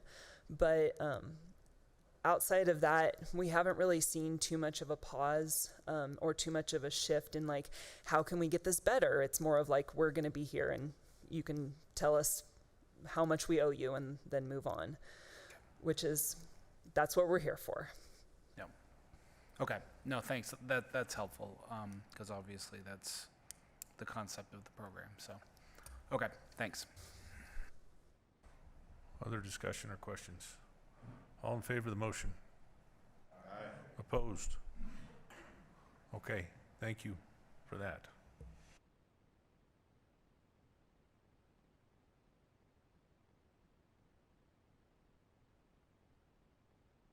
Item 12, review action items and future agenda items discussed during this meeting and scheduling next SEC meeting.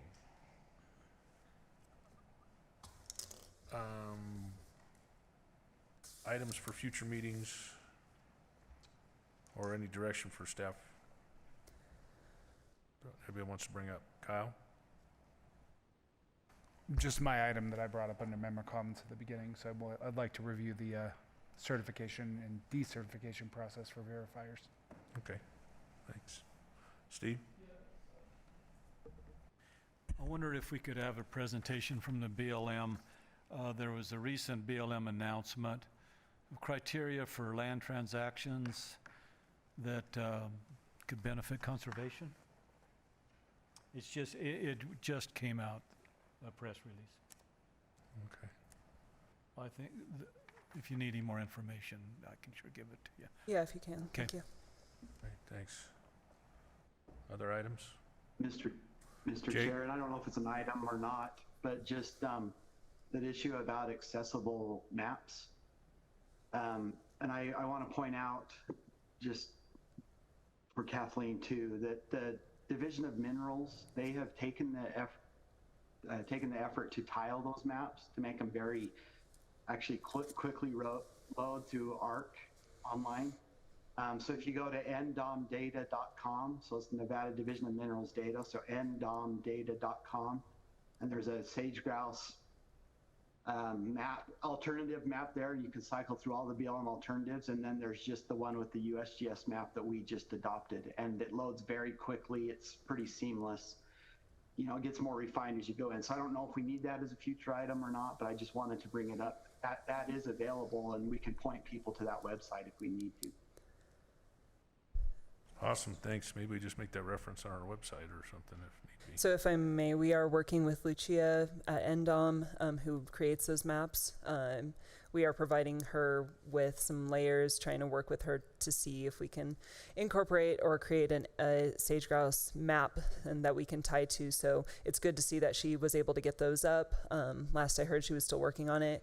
Also, just in addition, we are looking to potentially updating and upgrading our website in the next budget biennium. So that might be a potential down the road for us to have that housed as well. Awesome, thanks. Other items? Bevan? Thank you, Mr. Chairman. Bevan Lister for the record. And I know I've mentioned this before, but at some point, and it doesn't necessarily need to be at our next meeting, but I would really like to see a presentation and have a discussion on our state lands and actions that are taking place on our state lands in regard to sage grouse. I know the state owns a fairly significant amount of ranches and other properties, and I think that would be a valuable discussion. State parks, Department of Wildlife, there's a number of lands held. So yeah, not just the state land, but NDOW and... Well, they're all housed under state lands with assignments to different agencies, but am I right, Mr. Director? I think... Please. Mr. Kenzie, James Lamar, Director of Department of Conservation and Natural Resources. Bevan is correct. It's a situation where the state of Nevada owns said property. However, we assign it through State Lands Department at DCNR to various agencies such as NDOW or State Parks or DOT. Again, they constitute basically 1% of the total land ownership in the state of Nevada. You know, once you add that to the counties and the other, then you add the Fed, that's what gets us up to basically, 90%. So who would be that? I think you'd be asking, for the record, James Lamar again for the record, I think you'd be asking NDOW, I think you'd be asking state parks, and I believe you'd be asking state lands. And maybe start with Charlie Donahue at State Lands and Ellery to try to figure out the biggest players that you're looking for, because I assume you really don't care, even though the state of Nevada DOT probably owns the most land overall. Once you add in all the roads, you probably don't care as much about them, I would assume. So, Mr. Chairman, in response to that, Bevan Lister for the record, no, I was thinking probably the biggest ones that I'm thinking of are held either by state parks or Department of Wildlife that I'm aware of. The thing is, I don't know all that's out there. And then I guess parallel to that is our national wildlife refuge lands that are held through the Fish and Wildlife Service and what's happening on those lands. So because that's going to comprise a fairly large amount of wet meadow and riparian lands, at least in the eastern part of the state. So, Kathleen? If I may, we have been trying to gather that data since you last asked. So we have worked with Charlie to get those names of the agencies who have land. There's more than a few. So we are trying to reach out to those agencies to see if we can get someone to present on how they're managing for greater sage grouse and if they are at all. So we will continue doing that, and I'll put that on the agenda for the next time. You got 2 thumbs up from Bevan. That's good. Okay, great. Any other items? I do have the hearing that we postponed from last time, the Orla mining company hearing tentatively for this next council meeting. I haven't heard from them, so I would assume they still want to move forward, but I'm not sure. Okay, well, yeah, if they're ready, we'll hear it when they're ready, I guess. Sure. Yeah, thanks. And just, we have to make sure, in terms of scheduling, you know, and maybe coordinate with them as to how long a presentation they're looking at. I mean, do we need a 2-day meeting or something like that? I hope not, but, you know, if that's the case, they need to present. And our attorney gasped, but I don't know what they're envisioning. This is kind of new to us too. Sherm?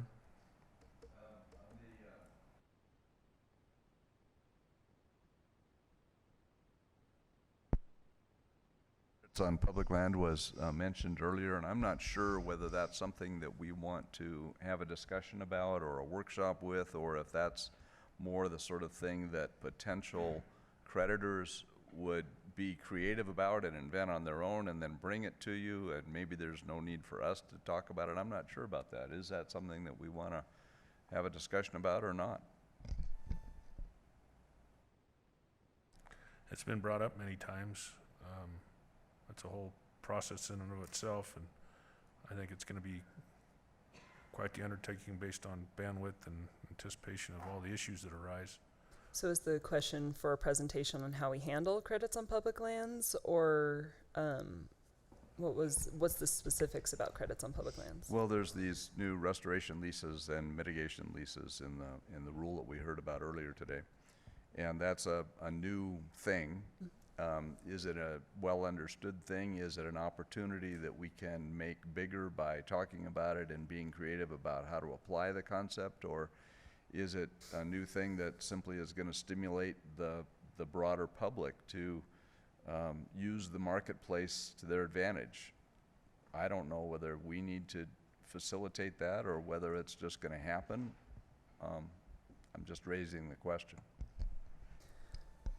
So one thing that we're unsure about, that we are hoping, we have a meeting with our science work group coming up, we're hoping to bring up then, is the initial concern about credits on public lands was that it was a commodity, and only the people who were going to utilize the credits generated could create the credits generated. We're not sure if this public lands rule changes that, if landowners can then generate credits that they can thus sell, or is that still a thing? So we do have that as an agenda to bring up to our next science meeting with our federal and state partners. Hopefully that the feds can answer that question. So that is something that we're still looking into. The other entity that was listed in the presentation by Pat was conservation districts. Mm-hmm. And so Department of Wildlife or conservation districts could create projects, presumably, and have the credits and own them and sell them and make some money. Yeah, that just gets into the commodity issue. We're still trying to figure that out.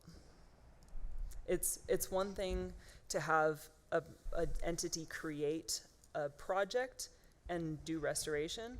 It's another to give them credits that they can thusly sell off of that creation. It's a commodity issue with the feds. Do you?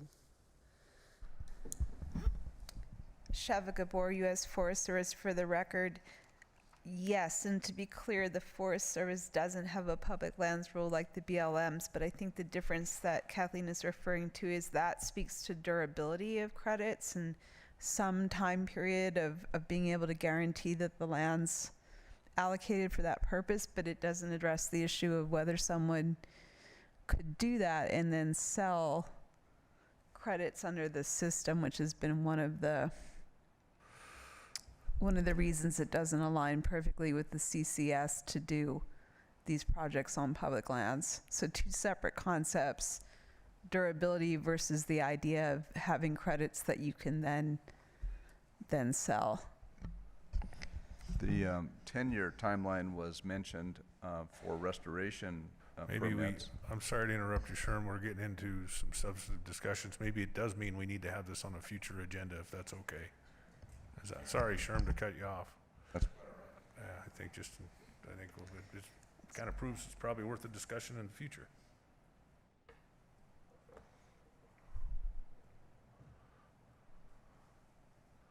when we can. Any others? Okay, thank you.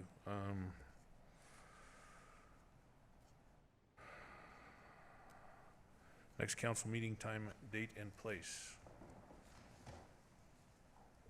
Somebody grab your phones.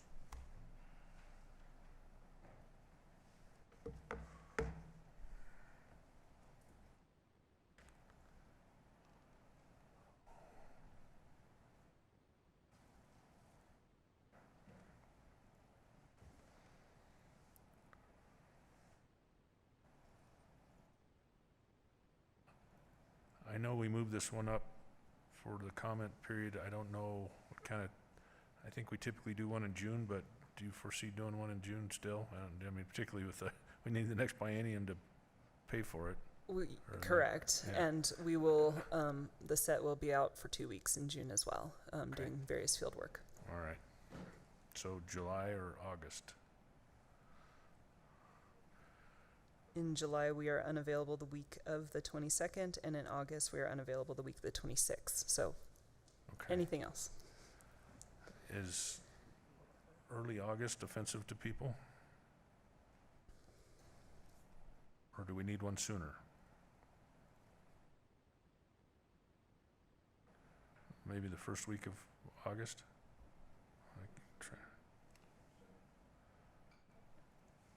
That's the theory. That would be the 5th through the 9th, I guess. I think Kyle suggested August 1st, didn't you? Oh, August 1st, did you? Okay.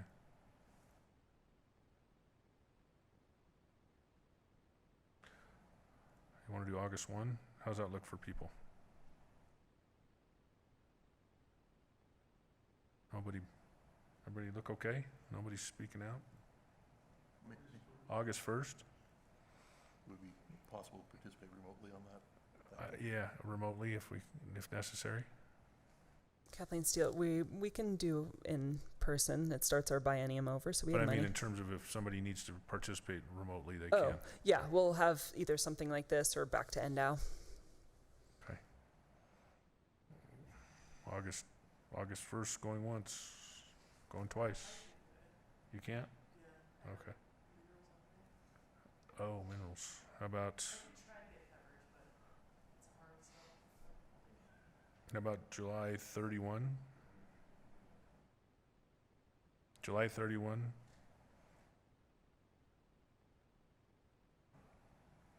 Everybody okay on July 31?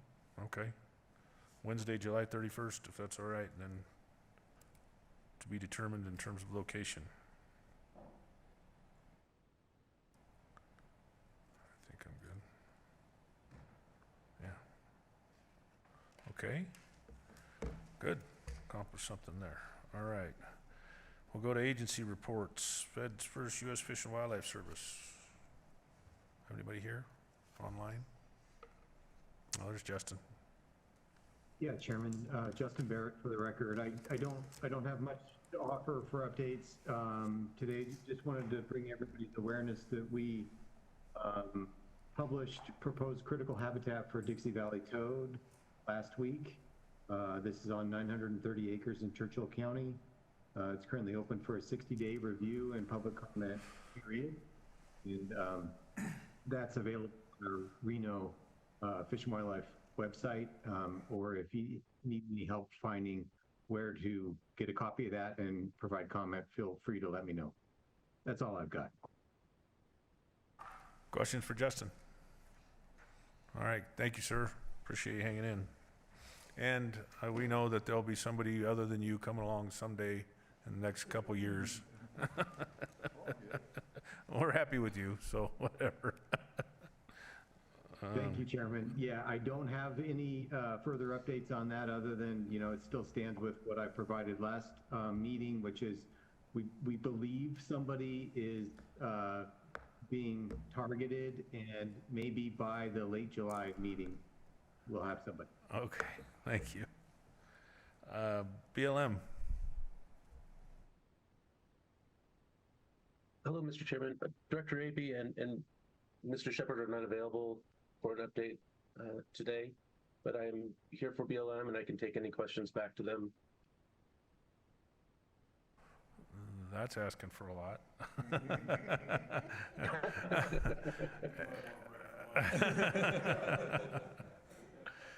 Questions that need to be proffered? Not seeing any? Okay, thank you. That was quick, I appreciate it. Sheva, Forest Service. Sheva Gabor, U.S. Forest Service for the record. So I'm not sure whether that means I should be quick or talk a lot so that I don't have to take back questions. But I do have a few updates. I'll start with wildfire crisis strategy landscape, which is Sierra and Elko fronts, the awkwardly named. I wanted to mention that the money continues to arrive for that landscape. We got another $29 million this fiscal year. 1.5 million of that is being added to our state agreement with NDF, our Good Neighbor agreement. That agreement allows us to treat private lands where it benefits National Forest System lands, and that is happening as part of those agreements.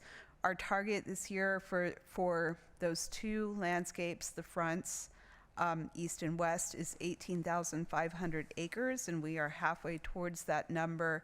And again, that's just the wildfire crisis strategy landscapes. That's not the overall vegetation management and restoration for the Forest Service.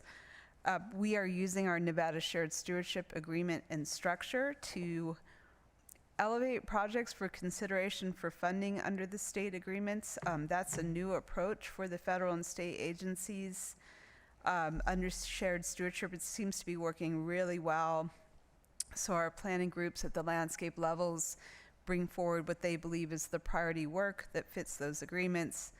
We review it at that level and then review it at the executive level to make sure that there are no concerns, and also to identify any other opportunities, and if something isn't brought forward for funding as not appropriate under those agreements, try to identify how else we could make that priority work happen. Just examples with Nevada Division of Forestry, we've worked both through NDF proper for projects like Shantytown and some prescribed fire around Ruby Lakes Estates. We've also worked directly, well, I shouldn't say directly, through NDF with their agreements with local fire to do work around the communities. We just approved 2 projects on the Sierra front along those lines. With NDOW, a good example is moving forward on the Corda fire restoration. And then with Nevada Department of Agriculture, we just decided to move forward on our first couple of projects under that agreement, working with conservation districts in the Smith and Walker area. To keep on the theme of money coming to Nevada through state and private and tribal forestry, we just received notice of more than I guess it's about $3.5 million in community wildfire defense grants. That money is going to Lander and Story counties to update their community wildfire protection plans. And then $3 million of it is coming through NDF to do Has Fuels work, and also to do plan updates in the Duck Creek Basin. We also received another $1.3 million in Nevada for the sawmill that sits very close to us on tribal land,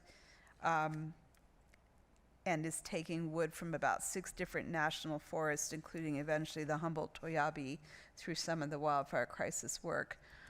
On the planning side, in addition to planning at the landscape level, such as is happening in the Elko area, the East Humboldt Ruby Mountains Resilient Landscapes Project, they have a field trip next week, maybe the week after. I'm losing track of time there, to go look at where they're going to put work on the ground based on Gene Chambers' work with resistance and resilience.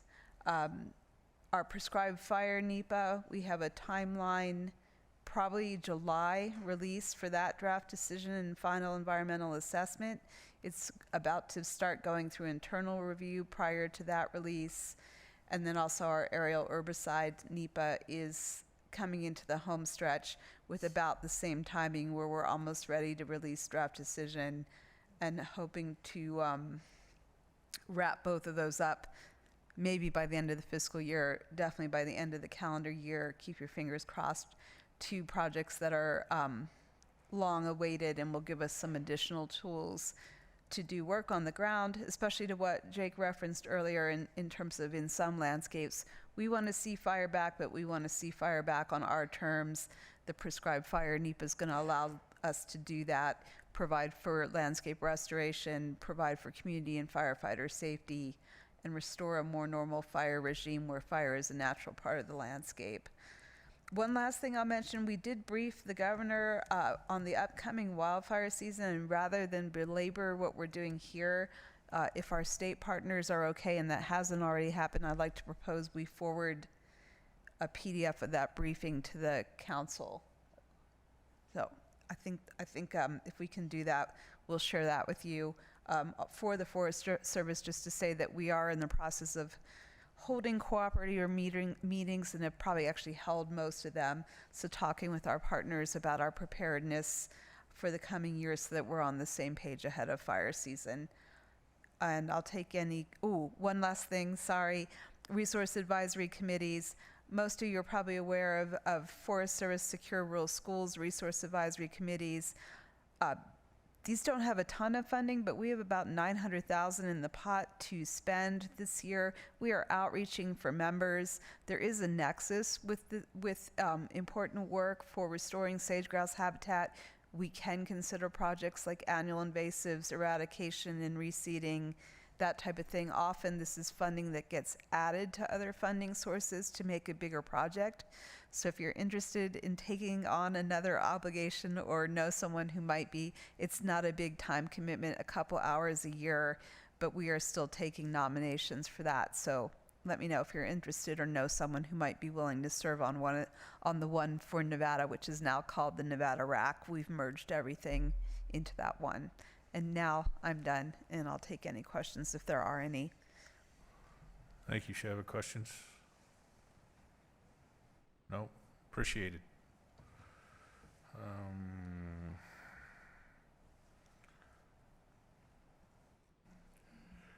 NRCS, we have anybody here? Nope, that's right, sorry.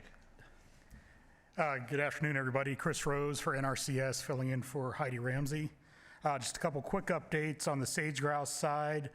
We did complete our bi-state letter of commitment and had that signed at the beginning of May.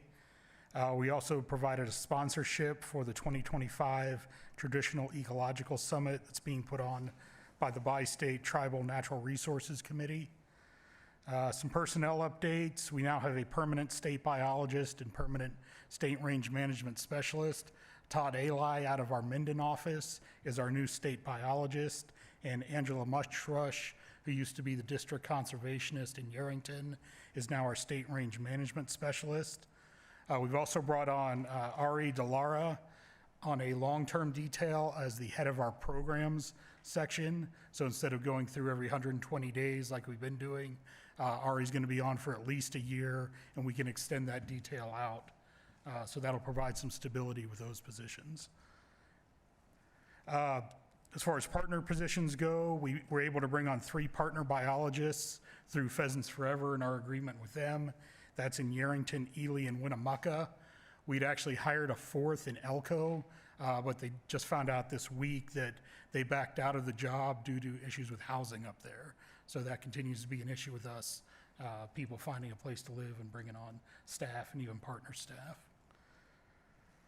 In terms of programs, we're ending our 3rd round of EQIP IRA signups tomorrow, 5/31. I'm not sure if we're going to do a 4th round this year or not.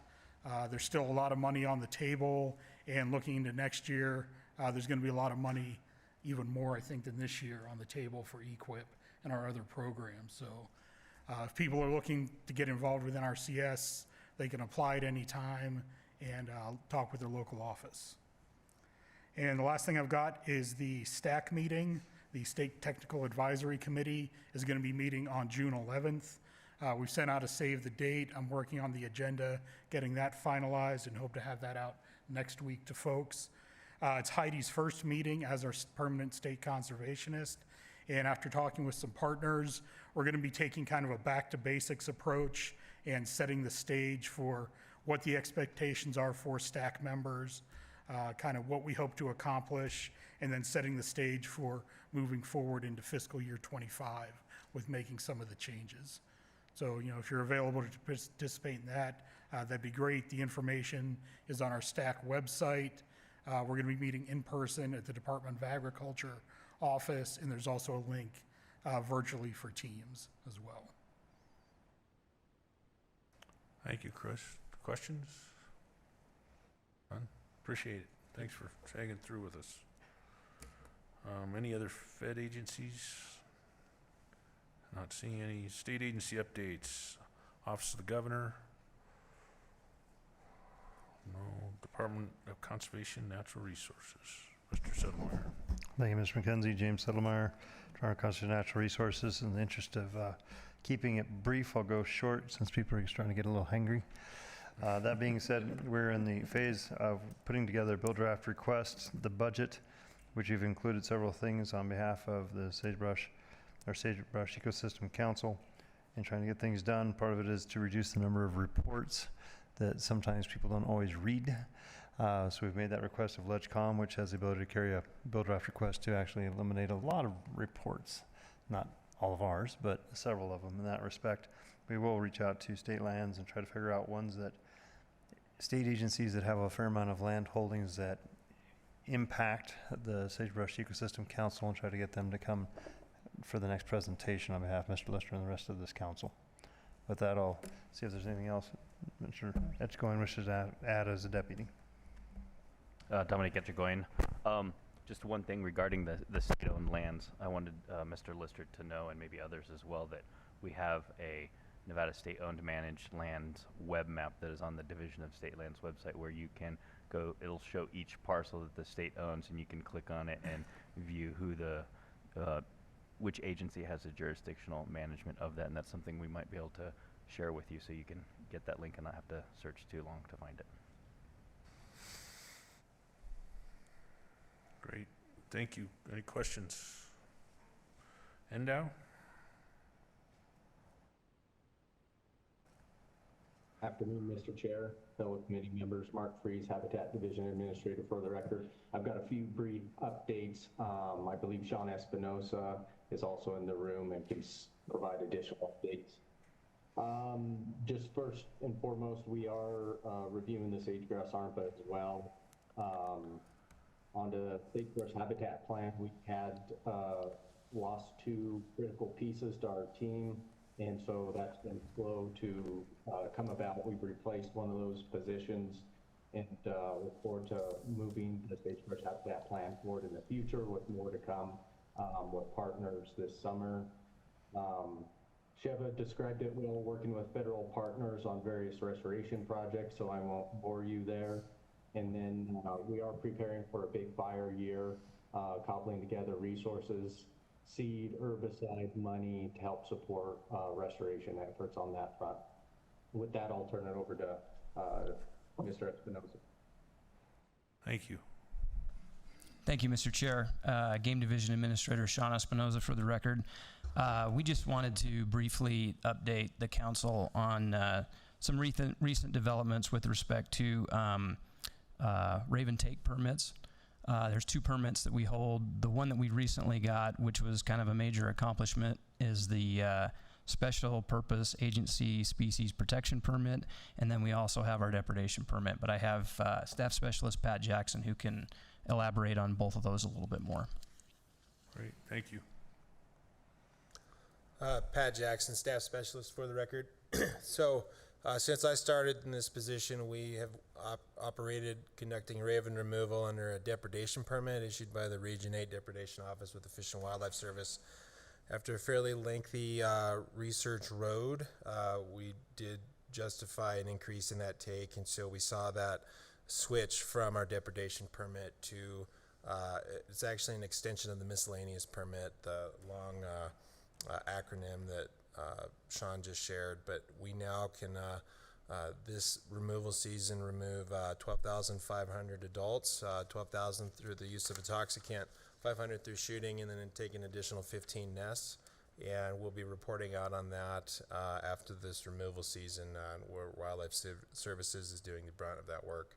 And then feel compelled to share on the most recent legislative session, we saw the $3 predator fee become the $3 fee, so sportsmen during our big game application could check one of two boxes, the first being lethal predator control, the second being habitat improvement and research and the like.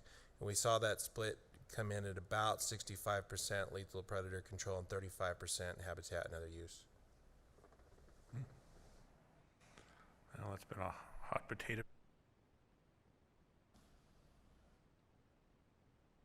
Have the option to go in either way.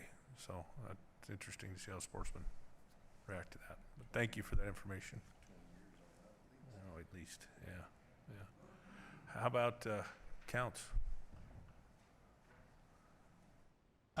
We reported on that last time, but our counts all appeared to be up. I can't tell you what percentage that is. I'm thinking probably somewhere in the realm of 20 to 25% up. But there was some LEC numbers that we saw this year that were pretty significant. Where we have good habitat, we saw a pretty significant response. We've had 2 years now of good production, and we probably had during those drought periods some carryover of males that just weren't attending LECs at that particular time. So we had good attendance this year coupled with good production. So numbers should be up pretty significantly from what we've seen over the past probably 5 years. Fantastic. Thank you. I know you gave a report a little bit more, but it's good to hear the latest and greatest. Thank you. Bevan, I'm sorry. Thank you, Mr. Chairman. Just quick for Pat, Bevan Lister for the record. Give me a shout, get a hold of me as far as I've got some property in Smith Creek Valley. Would be happy to get some eggs planted there. I think that'd be a good opportunity. Questions, comments? All right. Thank you much, guys. Appreciate it. Mr. Goycochea. Do you want me to go, or you want me to go to lunch, or what do you want to do? I don't know. Can you function without, we didn't stop? Mr. Chair McKenzie, I will be brief. Oh, sorry. Justin, Sorry, you're JJ. stealing Yeah, my sure. thunder, man. Go ahead. Come on up.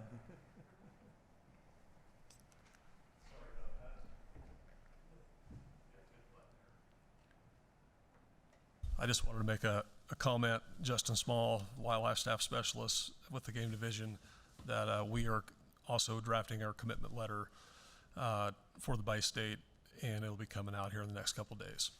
So just to give you guys a little idea, within that commitment letter, we're stating that there's been over $55 million in partner funding allocated across 180,000 acres within the bi-state since 2012 action plan. And over 90% of those actions that was identified early on in that 2012 process have been completed. So we'll be sending that off the next couple of days. Thank you, Justin. Thank you. Questions? No. Thank you. All right, JJ. All right, Chris, thank you. JJ Goycochea, Director, Nevada Department of Agriculture. Sheva touched on the wildfire crisis landscape. We are working with our partners to start funding some weed treatments in those areas. She kind of alluded to that. Native seed, we're working with our growers, and we will be releasing our request for proposals to contract grow-outs. We have got quite a bit of interest in that actually this year, and we are going to provide free of cost some seed to some of those guys that has been a little tough to grow, a little tough to get. So stay tuned. We're hopeful that we're going to actually get some very good seed production in the next couple of years from those guys. Mormon crickets have been taking up a lot of our time. We continue surveys and treatments on those. We did complete all of our aerial treatments this last week. Those wrapped up Tuesday morning. Finally, we had a few weather delays, but we did get fairly aggressive on treating some of those. And we actually went every third pass, Sean, on those instead of every other as we were treating that aerial. So we left a lot of those insects out there. They should be nice and fat with the number of crickets we're providing to you guys. So you're welcome. Noxious weed surveys and enforcement ongoing. That is actually, we're going to start to see that taper off now. We're getting kind of late in the weed season in places. We had a good winter and we saw a lot of weeds come up. So we did get very aggressive on some of that. We're coordinating with the SET and Skylar on adaptive management. One thing Megan wanted me to be sure and mention, we are recruiting for a deputy administrator in plant health and compliance. So if you know anybody that wants to work for a really good outfit, go see James. Otherwise, you can come see me and work for me. On some other unrelated things to sage grouse, we are engaged extensively in the high path avian influenza outbreak, H5N1. It's in wildlife, poultry, and dairy cattle. No affected premise in Nevada at this time, but we continue to see H5N1 pop up in our wildlife. So we don't have any domestic poultry or livestock affected now, but we'll continue to monitor that. I do want to thank Sean and Alan and everybody at NDOW for their continuing coordination on the CWD. That took up a lot of time over the last few weeks, and while it doesn't have to do with sage grouse, it definitely has to do with the ecosystem and wildlife, and we're going to do everything we can to make sure we keep that out as long as possible. We did issue a quarantine order establishing a temporary transportation restriction zone, rather, on the western side, so visit with me or with Sean if you want some more information on that. So engage shared stewardship. Chris touched on the stack. We will be hosting that in 2 weeks. And we do have an open field position for one of our wildlife services positions, if anyone is interested. And we did have our lion specialist is retiring. And we, with wildlife services, have made a decision. We are not going to rehire a lion specialist at this time. We're just going to go ahead and do a regular trapper. And there's a lot of lion stuff out there, and I think we can continue to do the work we need without having one dedicated staff to that. End of report, if there's any questions. No questions? All right, any other state agencies? Anybody else want to report? All right, with that, I appreciate that from everybody. Public comment, anyone here on location for public comment? Anyone online for public comment? To provide public comment, please press raise hand in your Zoom window.